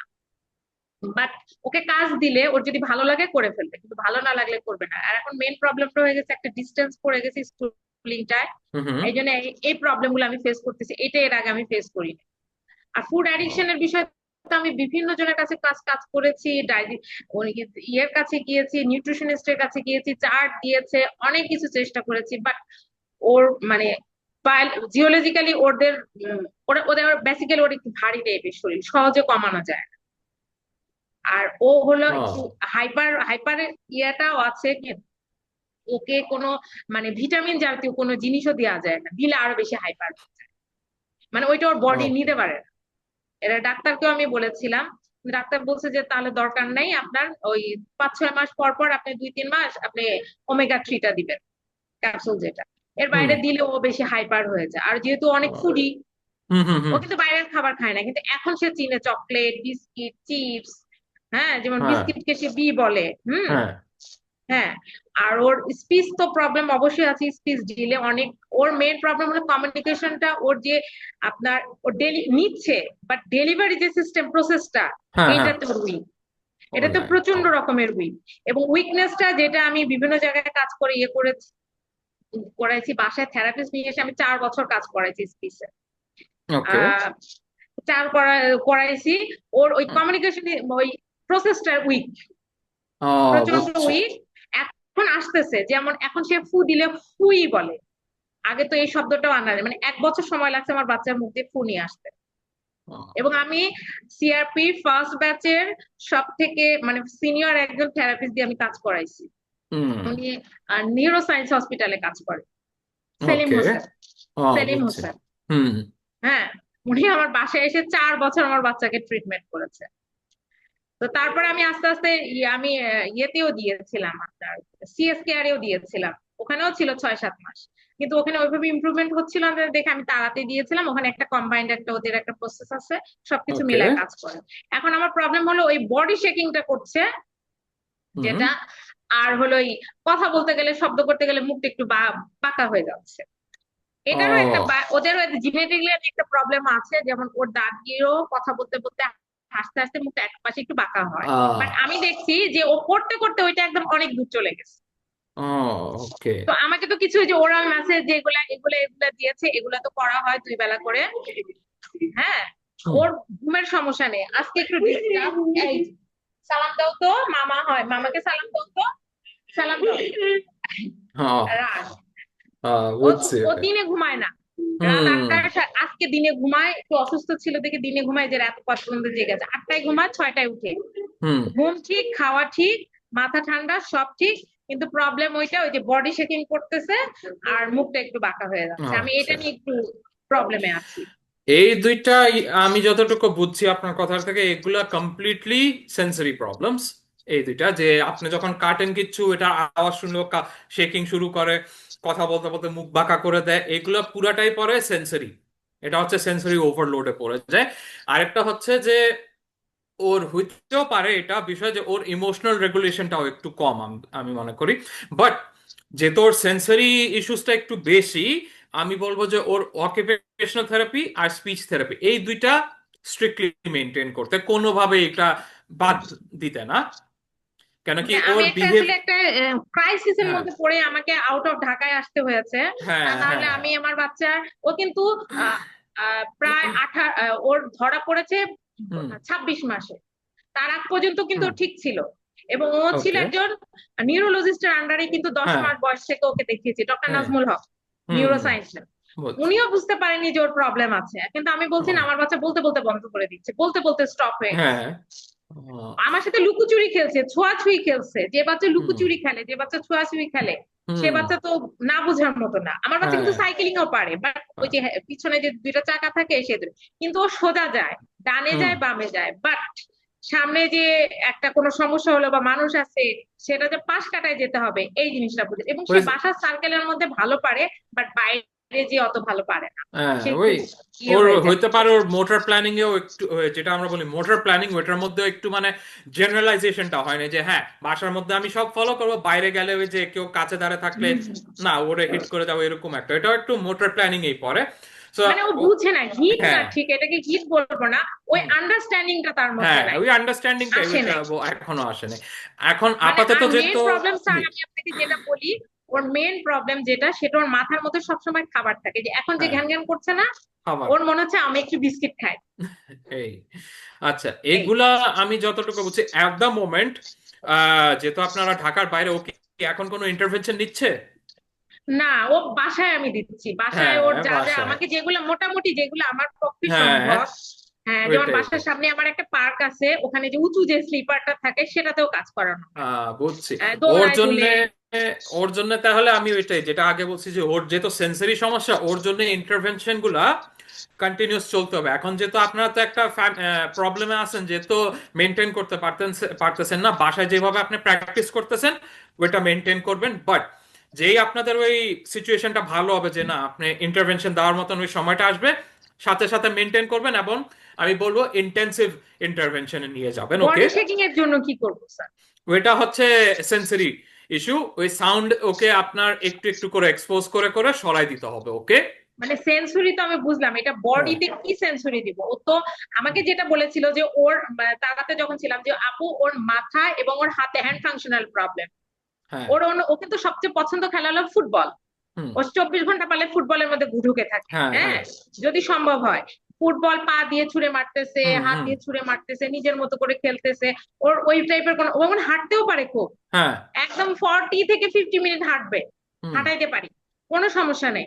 এটা নিয়ে কোনো প্রবলেম, কিন্তু ওর প্রবলেম হলো সেন্সরির হুম ইস্যু, যেটা সেন্সরি, আমি সিএস কেয়ারে গিয়েছিলাম হ্যাঁ তখনও বলেছে হুম মাথা এবং হ্যান্ড ওকে ফাংশনাল, মানে হাতে সেন্সরি। হ্যাঁ। কিন্তু এখন হাতে সেন্সরি। সেন্সরি বিষয় যেটা আপনি বলতেছেন, সেন্সরি এগুলা বিহেভিয়ার থেরাপিতে খুব বেশি আমরা করতে পারি না, আনলেস আমরা অকুপেশনাল থেরাপিস্ট আর স্পিচ থেরাপিস্টদের সাথে কোলাবোরেট করি। আর আচ্ছা, যেহেতু আপনি বলছেন ওর বিষয়, ও যখন আওয়াজ শুনে ফ্রিজ করে, কাঁপা শুরু করে দেয়, এটা হচ্ছে কমপ্লিট সেন্সরি ওভারলোড। ও এটা নিতেই পারতেছে না, এটার জন্য ওকে ডিসেন্সিটাইজেশন প্র্যাকটিস এটা তো করতে হবে। আগে ছিল না, এটা রিসেন্ট কয়েকদিন যাবত। সেন্সরি সেন্সরি ইস্যুস যখন তখনই আসতে পারে, সেন্সরি ইস্যুর কোনো টাইমলাইন নেই। আপনার সেন্সরি ইস্যু এখনো আসতে পারে, 2 দিন পরেও আসতে আর পারে, সেলফ 10 বছর ফিটিং এর পরেও আসতে পারে। সেলফ ফিটিং এর যে বিষয়টা আসছে, সেটা হলো ও মাঝখানে খুব এগ্রেসিভ হয়ে গেছিল বিস্কিটের জন্য। আমি হ্যাঁ দেইনি, আমি 1 সপ্তাহ স্টপ করে দিছিলাম। ওই যে সেই ওই জিনিস হ্যাঁ প্রেশারটা সে নিতে না পেরে সে হিটিং করা শুরু করেছে। এবং হ্যাঁ হিটিংটা মাঝখানে আমার খুব ডিস্টার্ব হয়েছিল দেখে আমি ওকে ঘুরতে নিয়ে গিয়েছিলাম। এবং ও 8-10 দিন ঘোরার পরে এসে দেখলাম যে না, আর ওই হুম বিহেভিয়ার ইস্যু গুলো করতেছে আচ্ছা, না। বিস্কিটের ব্যাপারটা আমি বলি, কখনো কোনো জিনিস যেটা দিয়ে ওরা অভ্যস্ত, যেমন বিস্কিট খাওয়া নিয়ে পাগল, এই সব জিনিস হুট করে কখনো সরাবেন না, গ্র্যাজুয়ালি সরাইতে হবে।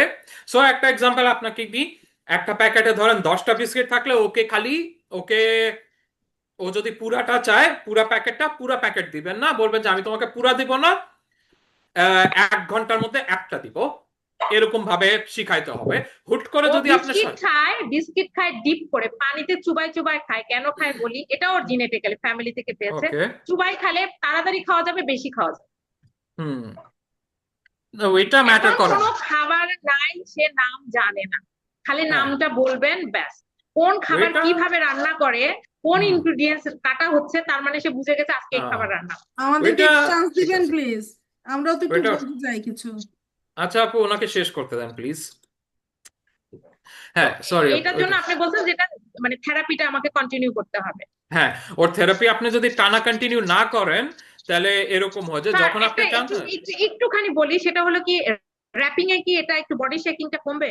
হ্যাঁ র্যাপিং তো ডিসেন্সিটাইজ করার জন্য একটা প্র্যাকটিস, আপনি ওকে দিয়ে র্যাপিং করাতে পারেন, না হলে একটু ওই যে খেলার মধ্যে যেটা বাচ্চারা করে গড়াগড়ি একটু করে, ওইটাও যদি হ্যাঁ চান্স হ্যাঁ থাকে হ্যাঁ। করাবেন, ওইটা বেশি করে করাবেন, এই দুইটা রাখবেন, তাহলে ওর ওই শেকিং এর এটা একটু কমতে পারে। বাট থেরাপির বাইরে ওর কিছু করার নাই, এখন থেরাপি ওর আনতেই হবে। থেরাপির যদি না করান তাহলে ওর ইমপ্রুভমেন্ট ওইভাবে হবে না। থেরাপি রুমে যে সমস্ত ইনস্ট্রুমেন্ট মোটামুটি আমার রুমে সবই আছে আমার কাছে, মানে হুম, মোটামুটি, মানে অত কিছু তো আর নাই যে জিনিসগুলা নাই যেগুলা থাকে বড় বড় ওইগুলা নাই, মোটামুটি এর বাইরে হুম। যেমন এক পায়ে দাঁড়ানো, আপনার ব্যালেন্স কুশন নিয়ে কাজ হ্যাঁ, করা, হ্যাঁ, জিম বলে কাজ করা, হ্যাঁ, ওইগুলো আপনার বা আছে, সেট আপটা আছে, হ্যাঁ আমি আমি বুঝছি, বাট ওইটা বিষয় না। মেন হচ্ছে ওটি এসএলটি, ওরা তো ট্রেন্ড ইন্ডিভিজুয়াল হইতে পারে, ওরা আপনি কাজ করাচ্ছে, হ্যাঁ, আরেকটা ওটি। জিনিস স্যার, একটা 1 মিনিট বলি, একটু ইন্টারাপ্ট করে, ওকে যখন আমি বেশি বেশি করে কাজের মধ্যে রাখি ওর কিন্তু ওই সেন্সটা থাকে না, বাট যখন হুম। সে কাজ থেকে একটু রিলিজ হয়, হ্যাঁ, একটু ব্রেনটা, তখনই সে শুরু করে দেয়। ওকে, যেমন বুঝছি। সে সারাদিন কিন্তু করতে পারেনি এগুলা, এই যে হুম, এখন যে ঘুমাতে যাবে, একটু লেট নাইট হয়ে গেছে যেহেতু আজকে, যেহেতু হুম, দিনে ঘুমিয়েছে, এখন তার মাথার মধ্যে ঢুকে গেছে শোয়ার আগে আমি তো বিস্কিট খাই নাই আজকে। হুম, বুঝছি। এটা ওইটা হবে বিহেভিয়ার, ওইটা বিহেভিয়ার হিসেবে পড়ে, বাট বেসিক্যালি আপনি দেখবেন যখন ওর সেন্সরি নিড গুলা ফুলফিল হয়ে যাচ্ছে, সেন্সরি কমে গেছে, আস্তে আস্তে ওর বিহেভিয়ারাল সমস্যাগুলোও কমে যাবে, যে এটাই কারণে আমি জানার জন্য যে ওই হ্যাঁ। শেকিংটা, আপনার গড়াগড়ি হুম। এবং র্যাপিং, হ্যাঁ, এগুলা র্যাপিং মেনটেন কি করেন। 2 বার? হ্যাঁ, এটা দিনে দুই 2 বারের বেশি করতে পারলেও করবেন ওর সাথে, কেন কি ওর এখন এটা একান্ত দরকার। হ্যাঁ, তো আমি এগুলা এটা বেশি নিয়ে একটু নিজে একটু সন্দেহ ছিলাম যে র্যাপিং এর মাধ্যমে কি যাবে কিনা, একটু আদৌ করে হবে যাবে। কিনা। হ্যাঁ, আর যাবে। আপনাকে আমি ওটিএসএলটি বলতেছি কেন কি ওরা মেবি কাজের মাধ্যমে ওরা অ্যানালাইজও করে, দেখে যে কি হইতে পারে, আরো কিছু আছে কিনা, যেই কারণে আমি বলতেছি ওকে ওটিএসএলটি মেনটেন করেন, তাহলে বোঝা যাবে যে ওর মেবি আরো কোনো সমস্যা আছে কিনা, ওইগুলা কিভাবে নতুন কাজের মাধ্যমে কিভাবে কমানো যাবে। তো যখন আপনি ইন্টারভেনশনের সময় পাবেন সাথে সাথে ওকে আবার ঢুকাই দিবেন। ওকে, থ্যাংক ওকে, ইউ স্যার, আসসালামু ওয়েলকাম। আলাইকুম। ওয়ালাইকুম আসসালাম। নেক্সট আফসানা জাফরিন।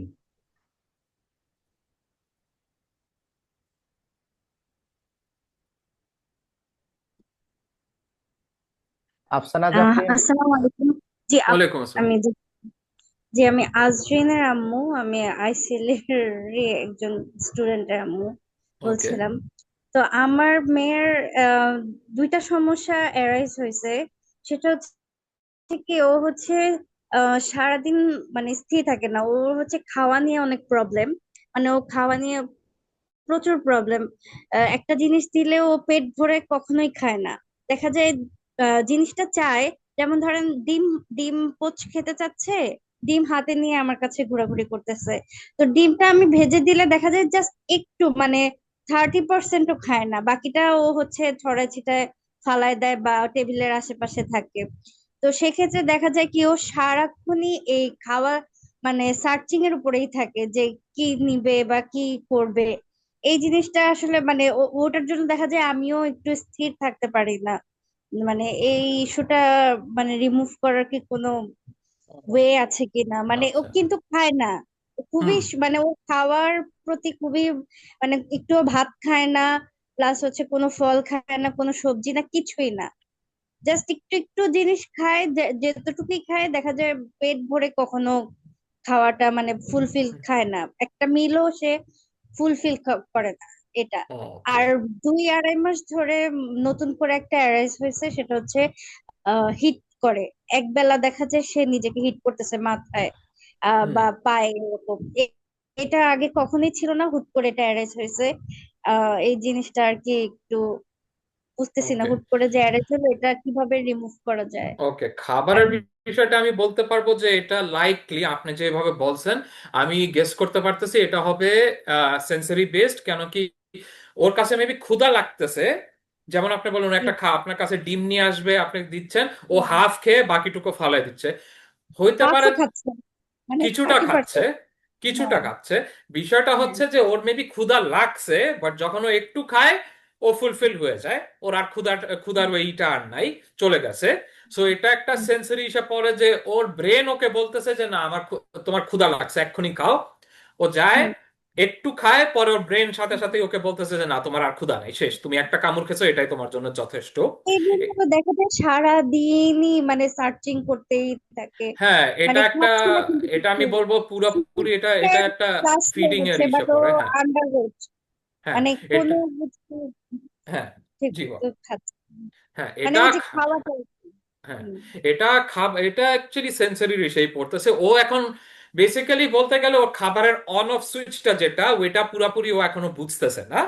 এটা নিয়ে ওর সেন্সরি, এটা একটা সেন্সরি ইস্যু পরে, এটা অবশ্য বিহেভিয়ারও পরে, যে না তোমাকে একটা সঠিক টাইম আমি দিছি খাবারের জন্য, তুমি এই টাইমে খাবা। খাবার নিয়ে তুমি যতই ঘোরাঘুরি করো, যাই করো, ডাজেন্ট ম্যাটার।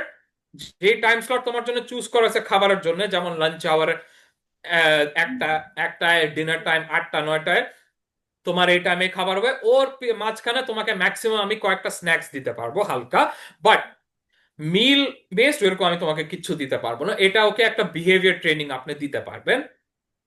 আর এটা নিয়ে অনেক স্ট্রিক্ট থাকতে হবে, কেন কি এটাও বুঝতে হবে যে এখানে একটা আছে যে আম, কি বলে, একটা সেন্সরি বেসিসও আছে। যতক্ষণ এই সেন্সরি নিডটা, সেন্সরি ট্রেনিংটা পুরোপুরি কমপ্লিট না, ওর এটা একটু একটু চলতেই থাকবে। আর এটা কি নেক্সট, আমি ওটিতে এইটা কি মানে আমি এটা মানে রিমুভ করার জন্য কি হেল্পটা নিবো, মানে ওপিটি সেশন নাকি? হ্যাঁ হ্যাঁ, এটার জন্য আমি বলবো ওটি আর এসএলটির সাথে একটু আপনার যোগাযোগ করতে, কথা বলতে হবে, আই বিলিভ। ওপিএসসি তো আমি নিচ্ছি, এটা তো ওকে, হ্যাঁ, তাহলে নিচ্ছি। ওদের এটা ইউজুয়ালি সেন্সরি সেই পড়ে, তো সেজন্য এটা ওদের সাইডে বেশি পড়ে। যেটা আমি বিহেভিয়ার অ্যাসপেক্টটা আপনাকে বুঝাইছি, যে একটা টাইম স্লটের মধ্যে ওকে খেতে হবে, ওর মাঝখানে ম্যাক্সিমাম হালকা কিছু স্ন্যাক্স দিতে পারবেন, ওয়ে টু কি। খাবার নিয়ে এই অ্যাসপেক্টে আপনার স্ট্রিক্ট মানে থাকতে ও হবে। যদি নাও খায়, আমি ওইটাই আমি মেনটেন করতে পারতেছি না। ও তো সারাক্ষণই মানে ওই দেখা যায় যে যখন আমি, অথচ ও কিন্তু খাচ্ছে না, এমন না যে ওকে হুম। দিচ্ছি, দেখা যাচ্ছে সে ওটা ইগনোর করতেছে, কিন্তু মানে যতক্ষণ পর্যন্ত না নিব ওই ঘুরঘুর করতে থাকে। হ্যাঁ দেখা যায় আমি রান্নাঘরটা আটকায় রাখি ওর জন্য, হ্যাঁ। কিন্তু সে ওই যে উপরে, ওর জন্য উপরে মানে ও তো এখন লক সবকিছুই খুলতে হুম পারে, হুম হুম। যেহেতু 6 ইয়ার প্লাস হয়ে গেছে। তো ওকে। আমি উপরে ওর জন্য মানে সিটকিন লাগাইছি। তো ও দেখা যায় মানে টুল কোথায় আছে যে মানে সবকিছু বুঝে তো যায়, হ্যাঁ। কিন্তু সে নিচ্ছে ঠিকই, কিন্তু হুম। খাচ্ছে না, ওকে। খাবে না, কিন্তু এটা একটা আপনি, মানে। হ্যাঁ, এটা আরেকটা বেসিস এখানে হচ্ছে, এটা যেহেতু বলছেন, এটা হচ্ছে অ্যাটেনশন বেসড। ও ও খাবারও খেতে চায় না, বাট ও সামহাও আপনার কাছে যে এরকম একটা করবে, আপনাকে বিরক্ত করবে, আপনার কাছ থেকে একটা রিয়াকশন হ্যাঁ, বের হ্যাঁ, করবে। হ্যাঁ। তো আমি সাজেস্ট করবো আপনি দরজা এগুলো লক করবেন না, আচ্ছা। কিছুই লক করবেন না। মেন আমি আপনাকে বলবো, আপনি ওকে ওইভাবে অ্যাটেনশনও দিবেন না, আনলেস এখানে সেফটির একটা বিষয়। যদি আপনি দেখেন যে না, ও এখানে ঢুকে নিজেকে আঘাত করতে যাচ্ছে কোনোভাবে রান্নাঘরে ঢুকে, শুধু তখনই আপনি ওকে অ্যাটেনশন দিবেন। বাট এর বাইরে ও যদি খাবার আইটেম নেয়, দেখে এটাকে একটু খেয়ে রেখে দেয়, কিচ্ছু করবেন না, রাগও দেখাবেন না, বকাও দিবেন না, কিচ্ছু বলবেন না। Let her do what she wants. মানে হয় কি, ওই যে দেখা যায় লবণের ডিব্বা এনে দেখা যায় পুরো ঘরে, হুম। মানে কিছু না পেলে তখন লবণের আহ কোটা বা চিনির কোটা বা কিছু মানে স্পাইসেস যেগুলো থাকে, হ্যাঁ। সবকিছু তো আর হচ্ছে ওকে লুকায়ে রাখা যায় না। তো ওগুলো হুম। এনে দেখা যায় ঘর নষ্ট করে ফেলে, মানে ওকে, যখন ওইটা কিছু সমস্যা নেই, ওইটা প্রবলেম নেই। আপনি ওর জন্য একটা ছোট, কয়েকটা ছোট কোটা কিনে রাখবেন, কন্টেনার, ওর জন্য ওইগুলা রেখে দেবেন। ওইগুলোর মধ্যে একটু মশলা, একটু চিনি, একটু লবণ রেখে দিবেন। ওইগুলা ও হ্যান্ডেল করুক, ওইগুলা ওর। এগুলা সব করতেছে আপনার কাছ থেকে অ্যাটেনশন। ওই যে ও বললেন না, ও ঘর নোংরা করে ফেলে এগুলো দিয়ে, আপনি তো হ্যাঁ, হ্যাঁ, অবশ্যই তখন একটা বকা তখন দেন, একটু, নাহলে ওকে ব্লক করেন, হ্যাঁ, একটু হ্যাঁ, বিরক্ত হ্যাঁ। হয়ে যায়। হ্যাঁ, ওইটাই হচ্ছে ওর জন্য একটা রিইনফোর্সমেন্ট হয়ে গেছে। ও দেখতেছে আমি তো একটা অ্যাটেনশন পাচ্ছি এইভাবে, আমি এটা আরো করব। আর এখন এটার একটাই উপায় হচ্ছে আপনার এটা পুরাই ইগনোর করতে হবে, আনলেস ওর সেফটি কোয়েশ্চেনে এসেছে। ও যদি সেফটি রিজনে কোনো আঘাত পাওয়ার একটা সিচুয়েশনে পড়ে যায়, তখন আপনি ওকে ব্লক করবেন। বাট আদার দ্যান দ্যাট, যদি ও ঘর একটু নোংরাও করে, কোনো ম্যাটার না, ক্লিন করে ফেলবেন। ওর জন্য আলাদা কন্টেনার রাখবেন, ছোট একদম। ওকে যা ইচ্ছা ওকে একটু করতে, একটু ওকে ফ্রিডম দিবেন। ও এটা পুরাই আপনার কাছ থেকে একটা অ্যাটেনশন পাওয়ার জন্য কোনো রকম একটা সিচুয়েশন ক্রিয়েট করতেছে। বাট এখানে মেন একটাই হচ্ছে, আপনি ওকে কোনো রকম অ্যাটেনশন দিবেন না, এটা পুরাই ওর অ্যাটেনশন বেসড বিহেভিয়ার। আর খাবারের বিষয়টা যেটা আমি একটু আগে বলছি, এটা আপনার একটু ওটিএসএলটির সাথে কনসাল্ট করবেন। আর বাকিগুলো হচ্ছে যে টাইম অনুযায়ী ওর খেতে হবে, ওইটা বিহেভিয়ারে পড়ে, ওইটা একটু মেনটেন করবেন, স্ট্রিক্ট হবেন এটা নিয়ে, যে না তোমার খাবারের টাইম হচ্ছে লাঞ্চ আওয়ারে এত, ডিনার টাইম এততে, ব্রেকফাস্ট এততে, তুমি এই টাইমেই খাবা। মাঝখানে মেবি যদি আমার লাগে আমি তোমাকে কিছুটা স্ন্যাক্স দিতে পারবো, বাট যদি না চাই দিব না। বাট খাবারের টাইমের বাইরে তোমার সাথে আর কিছু নাই, আমার সাথে, এইভাবে কে বুঝাইতে হবে। জি। আচ্ছা। জি। আর ওই যে হিটিং এর বিষয়টা, ও যে, ওইটা অ্যাটেনশন জি, বেসড। ও এখন আমি বুঝছি, ও আচ্ছা। হিট করে নিজেকে, কেন কি ও আপনার কাছ থেকে একটা রিয়াকশন চাচ্ছে। ও যখন হিট করবে নিজেকে, একটু ট্রাই করবেন ওর হাতটা ব্লক করে দিতে, হালকা ভাবে, বেশি জোরসে না, হালকা ভাবে ব্লক করে সরাই দিবেন। এটা 100 বার করতে হলেও 100 বার করবেন। ও যেন বিরক্ত হয়ে বন্ধ করে দেয়। এটা এটা একটু হুম। প্র্যাকটিস করতে হবে, বাট এটা মেনটেন করলে আমি কনফিডেন্ট যে ওর এটাও মানে সহায় দিবে। একটা টাইম করে দিনের মধ্যে যে কোনো একটা টাইম এই জিনিসটা করে, সারাক্ষণ না, বাট হ্যাঁ, একটা টাইম করবে। যখনও এটাও করবে ব্লক করবেন। জি জি বুঝতে পারছি। ঠিক থ্যাংক আছে, ইউ। thank আচ্ছা, ধন্যবাদ আফসানা জাফরিন। এরপরে তানিয়া হ্যাঁ, ইসলাম, নেক্সট। আপনাকে আরেকবার সুযোগ দিচ্ছি, আপনি দেখেন আপনার নেটওয়ার্কটা ঠিক হয়েছে কিনা।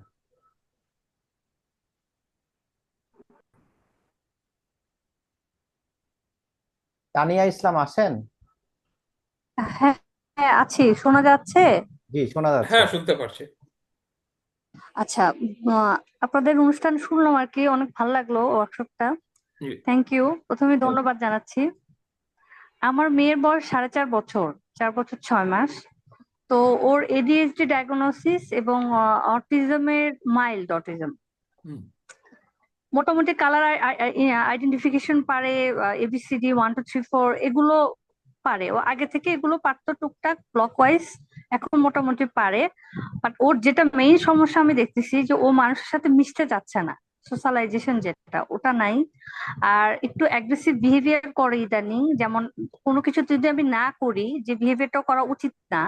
যেমন ওর স্কুলে, ও প্রয়াসে পড়ে, বগুড়া প্রয়াসে। ওকে। স্কুলে প্লে গ্রাউন্ডে খেললো, আমি ক্লাসরুমে না যেয়ে প্রথমে প্লে গ্রাউন্ডে খেলে, যখন বলতেছি ক্লাসরুমে যাই, যখন আমি করাটা শুরু আর কি 2 3 মাস হলো, কোনো একটা কিছু উম না করলে যেটা করতে চাই সেটা যখন আমি না করছি, আম্মু করো না, আপু আপু সে সরি, আমাকে হিট আপনার এটা করছে এবং খুবই শত আবার কাট দিচ্ছে। আপ।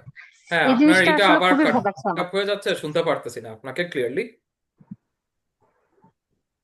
আচ্ছা, তানিয়া ইসলাম, আপনি পরবর্তীতে অন্য কোনো সময় আপনার কোশ্চেন গুলো করবেন আশা করি। আহ, এখন সেটা সম্ভব হচ্ছে না। Thank you.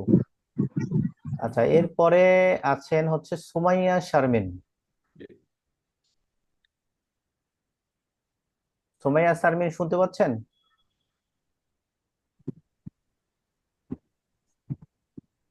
হ্যালো, জি আসসালামু আলাইকুম। ওয়ালাইকুম আসসালাম, জি বলেন। আমি আইসিএল এর স্টুডেন্ট রায়ানের আম্মু বলছি। ওকে। সরি, 1 মিনিট, আমার ছোট বাবুটাকে একটু দিয়ে আসছি অন্য কারো কাছে।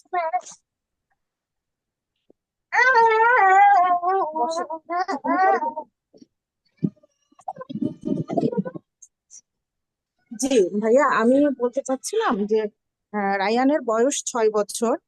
ও আইসিএল এ প্রি প্রাইমারিতে পড়ছে।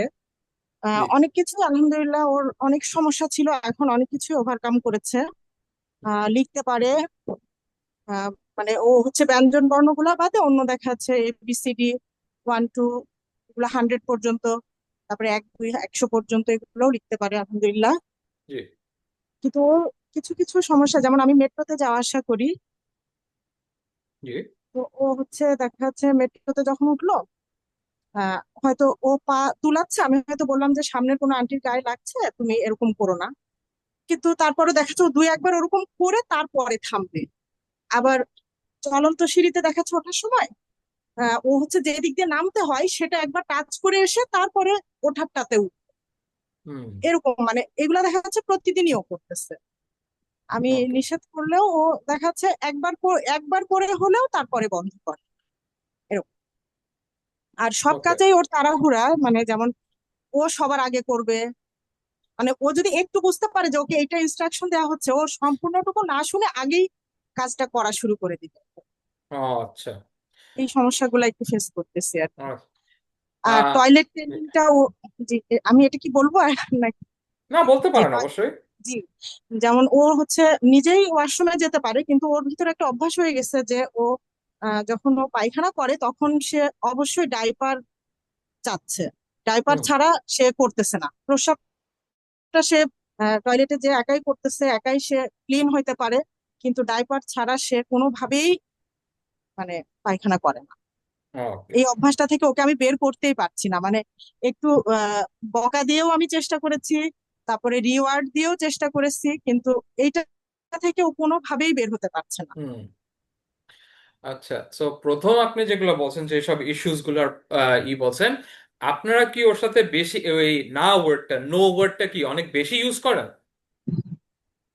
জি, এটা একসময় বেশি করা আহ, হয়েছে আর কি। এখন বিষয় হচ্ছে যে এবিএ তে আমরা প্যারেন্টসদেরকে সবসময় বলি নো ওয়ার্ডটা ইউজ করতেই না। কেন কি একটা বাচ্চা যখন নো ওয়ার্ডে অভ্যস্ত হয়ে যায়, ফার্স্ট অফ অল ওরা এটা ইমপ্লিমেন্ট করবে আর ওরা এটার ভ্যালিউ হারায় ফেলবে। ভ্যালিউ হারায় ফেলতে বলি যে ওরা নো ওয়ার্ডের কনসিকোয়েন্সটা বুঝবে না, বুঝে না যে আমাকে নো বলা হয়েছে, আমি কেন এটা শুনবো। নো বলছে যখন বলছে আমি আমার ইচ্ছা মতন কাজ করব, হোয়াটস দ্য কনসিকোয়েন্স? আমাকে বকাই তো দিবে, আই ডোন্ট কেয়ার। এই কারণে নো ওয়ার্ডের দিকে হইতে পারে ও ডিসেন্সিটাইজ হয়ে গেছে, ও এতই নো ওয়ার্ডটা শুনছে ওর কাছে এটা ভ্যালুলেস হয়ে গেছে। ডাজন্ট ম্যাটার কনসিকোয়েন্স আপনি যাই দেন, ও কেয়ার করে না। ও বলে আমাকে আজকে কনসিকোয়েন্স দিয়ে আমি কালকে আবার এটা করব, এরকম একটা ওর ভিতরে ঢুকে গেছে। তো আমি সাজেস্ট করব নো ওয়ার্ডটা আস্তে আস্তে ফেড আউট করে দিতে। ওর সাথে নো ওয়ার্ডটা সহজে ইউজ করবেন না, কেন কি এটা হচ্ছে যে ও বলতেছে যে কেন আমি, why should I care basically. আর আরেকটা বিষয় বলছেন টয়লেট ট্রেনিং এর ব্যাপারে, বেসিক্যালি ওর ডাইপার ছাড়া ওর বিজনেসটা করতে চায় না। এখন টয়লেট ট্রেনিং এর একটা বিষয় হচ্ছে টয়লেটিং অনেক ডিফিকাল্ট একটা টাস্ক। কেন কি বিষয় হচ্ছে বাচ্চারা ছোট কাল থেকেই ডাইপারে অভ্যস্ত হয়ে যায়, পরে ডাইপারটা যখন সরাই দিই ওরা, যেহেতু ওরা ওই যে ওদের হিপস এর ওইরকম এক্সারসাইজ করে নাই, ইউজ করে না, ওরা যখন ইচ্ছা ডাইপারের মধ্যে ওদের বিজনেসটা করে ফেলছে। ওদের হচ্ছে কি ওই সিটিং এক্সারসাইজ, যখন ওরা বসে ওই পু করবে নাহলে পি করবে, সিটিং এক্সারসাইজ ওটা হয়নি। তো ওদের জন্য বসে একটা টয়লেটের মধ্যে ওদের বিজনেসটা করা এটা অ্যাকচুয়ালি ওদের জন্য একটু ডিফিকাল্ট হয়ে যায়, যেই কারণে ওরা খালি ডাইপার খুঁজে। ওরা চায় ডাইপারের মধ্যে বসে ওদের করতে। কেন কি এটাও বুঝতে হবে যে ওদের ওই যে হিপের যে মাসেল গুলো আছে, গ্লুটিয়াসের যে মাসেল গুলো আছে, হিপসের যে মাসেল আছে, ওইটা অ্যাপ্রোপ্রিয়েটলি ইউজ করা হয়নি। এই ইউজ না করতে করতে ওরা ওইটার কোনো নিড পায় নাই। তো এটা নিয়ে অনেক এক্সারসাইজেসও করাইতে হয়। ওকে দিয়ে আমি একটা সাজেস্ট করতে পারবো যে বাউন্সিং বল যেটা আছে, হইতে পারে আপনি এটা করতেছেন ওটির মাধ্যমে নাহলে বাসায়, বাট এটা আমি বলবো কনসিস্টেন্টলি প্র্যাকটিস করাবেন। আর ডাইপারটা আমি বলবো বাসা থেকে একদমই সরাই দেন।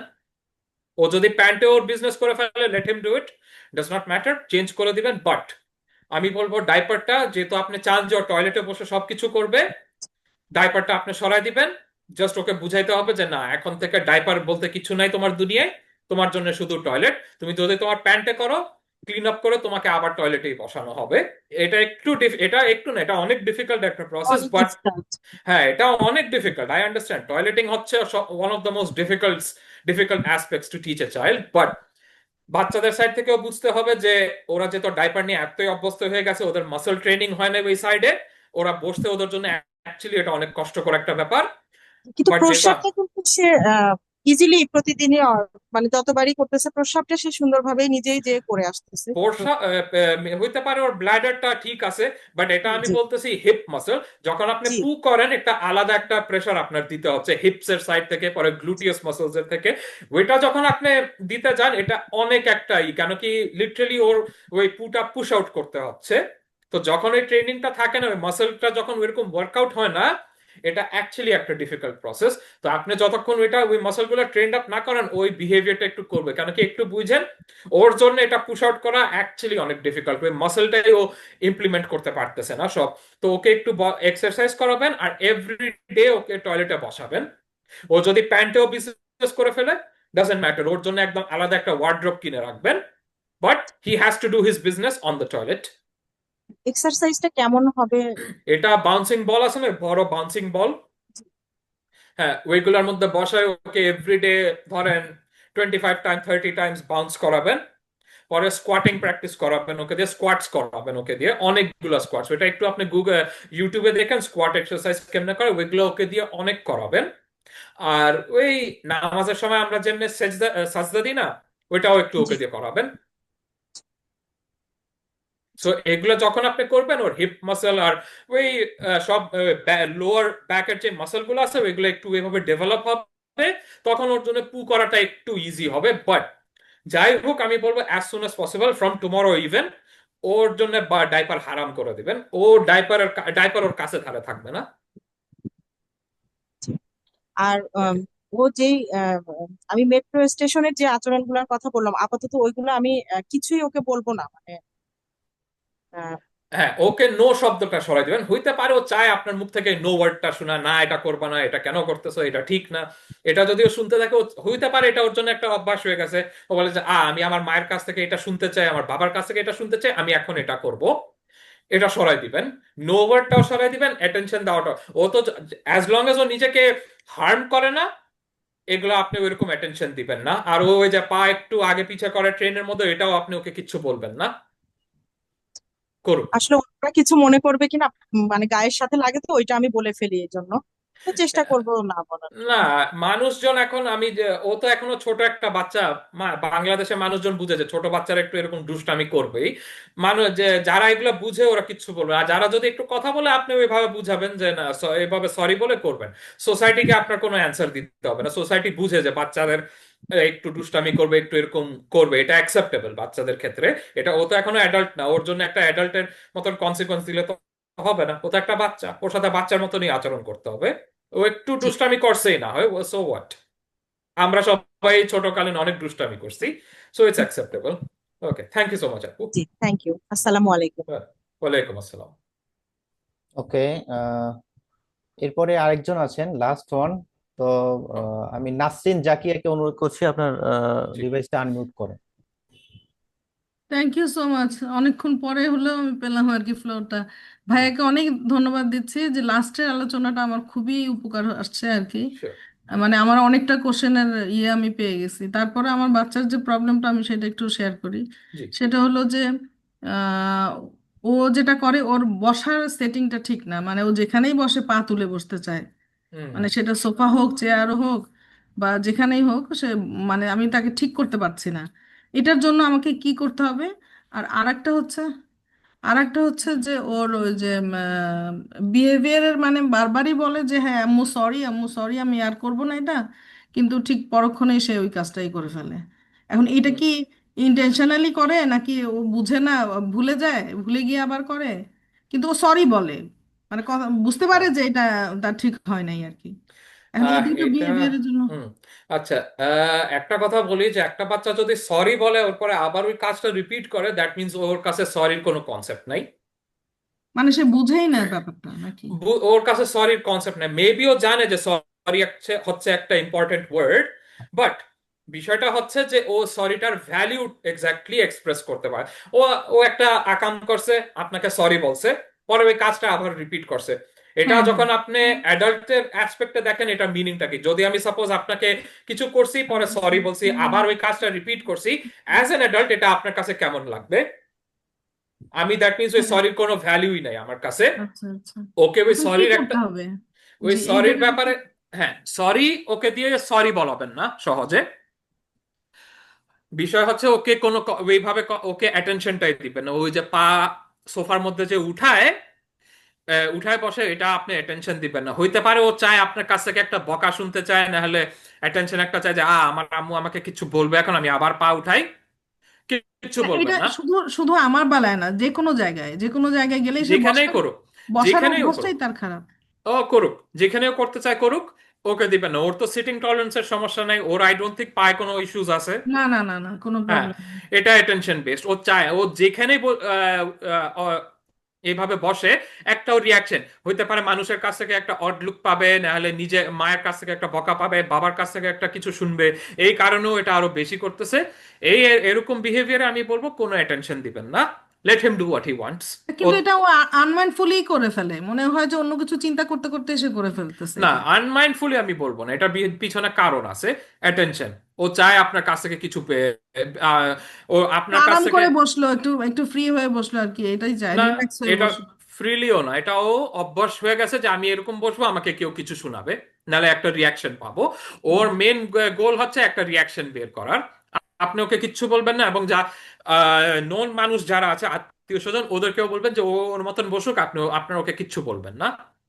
ওকে, থ্যাংক ইউ থ্যাংক ইউ। আরেকটা যে ওয়েলকাম। ওর সেন্সুরি প্রবলেম প্রবলেম সেটা হলো যে ও ব্রাশ করতে পারে না আর কি। অনেক বছর ধরেই আমি চেষ্টা করতেছি, আমি নিজেই করায় দেই। এখন হ্যাঁ। এইটার জন্য আপনাদের তো নিশ্চয়ই কোনো থেরাপির ব্যবস্থা আছে। আর ও কি মানে এটা, ও ব্রাশ কি একদমই করতে করতে চায় না, না মানে একদমই না, টলারেট করতে পারে না। আগে তো চোখ দিয়ে পানি পড়তো আর কি, মানে করাতে হুম গেলে তার চোখ থেকে পানি পড়তো, আমার খুবই খারাপ লাগতো জিনিসটা। কিন্তু এখন আমি করতে করতে কিছুটা সে নিতে পারে, কিন্তু নিজে হাতে ধরে করে না।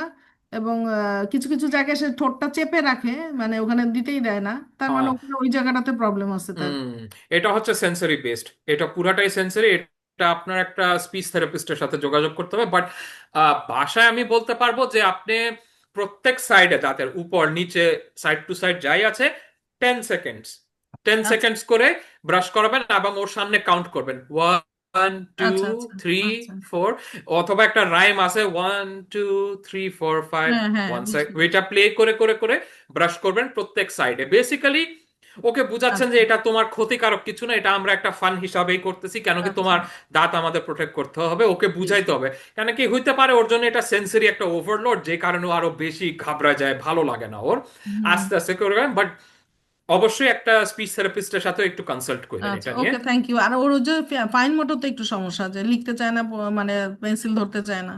ওইটা ওকে দিয়ে গ্রিপ প্র্যাকটিস করাবেন। একটা ওই যে স্কুইজি বল আছে না, জি স্কুইজি জি। বল, স্লাইম, স্যান্ড, স্কুইজি বল এগুলো দিয়ে খেলাও করাবেন, গ্রিপও করাবেন। আর আরেকটা হচ্ছে ওটিতে ইউজ করা হয় থেরাপাটি, এটা অনেক আসে, অনেক শক্ত আসে, নরমও আসে, মিডিয়ামেরও আসে।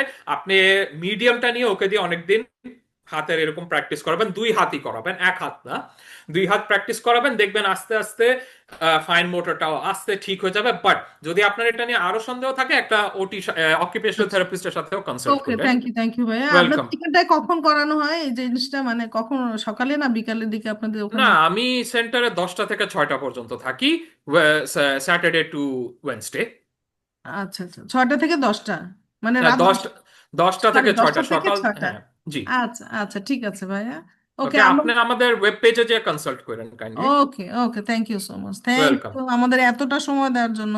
Any time. অনেক ভালো হয়েছে, খুব ভালো হয়েছে সেশনটা। Thank you. এরপরে নিশ্চয়ই আবার কতদিন পরে হবে জানি না, আমরা তো ইনফর্ম হব অবশ্যই। হ্যাঁ, আমাদের ফেসবুক পেজ ফলো করেন, আপনি অবশ্যই ইনফর্ম হয়ে যাবেন। ওকে ওকে, থ্যাংক ইউ ভাইয়া, ওয়েলকাম, থ্যাংক ভালো ইউ। থাকেন, ওয়ালাইকুম আসসালাম। আচ্ছা, ধন্যবাদ হ্যাঁ, সবাইকে, নাসরিন, জাকিয়া অলসো। তো তালালুর ভাই, আপনাকে অসংখ্য ধন্যবাদ এতক্ষণ সময় আমাদেরকে দেওয়ার ওয়েলকাম, জন্য। ইভেন অবশ্যই ওয়েলকাম। সময় ছিল আমাদের 10টা পর্যন্ত, 10টা প্লাস হয়ে গেছে। হুম তো পাশাপাশি পার্টিসিপেন্টস যারা ছিলেন তাদেরকেও অনেক ধন্যবাদ, কারণ প্রায় 2.5 ঘন্টার সময় আপনারা আমাদেরকে দিয়েছেন।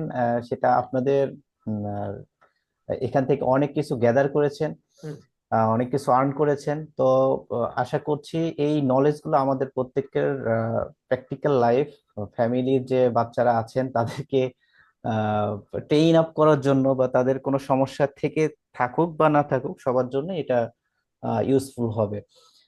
তো ঠিক আছে, তালালুর ভাই, আমরা এখন এখানেই শেষ করছি। ওকে সবাইকে ধন্যবাদ, অসংখ্য ধন্যবাদ। আসসালামু ওকে। আলাইকুম।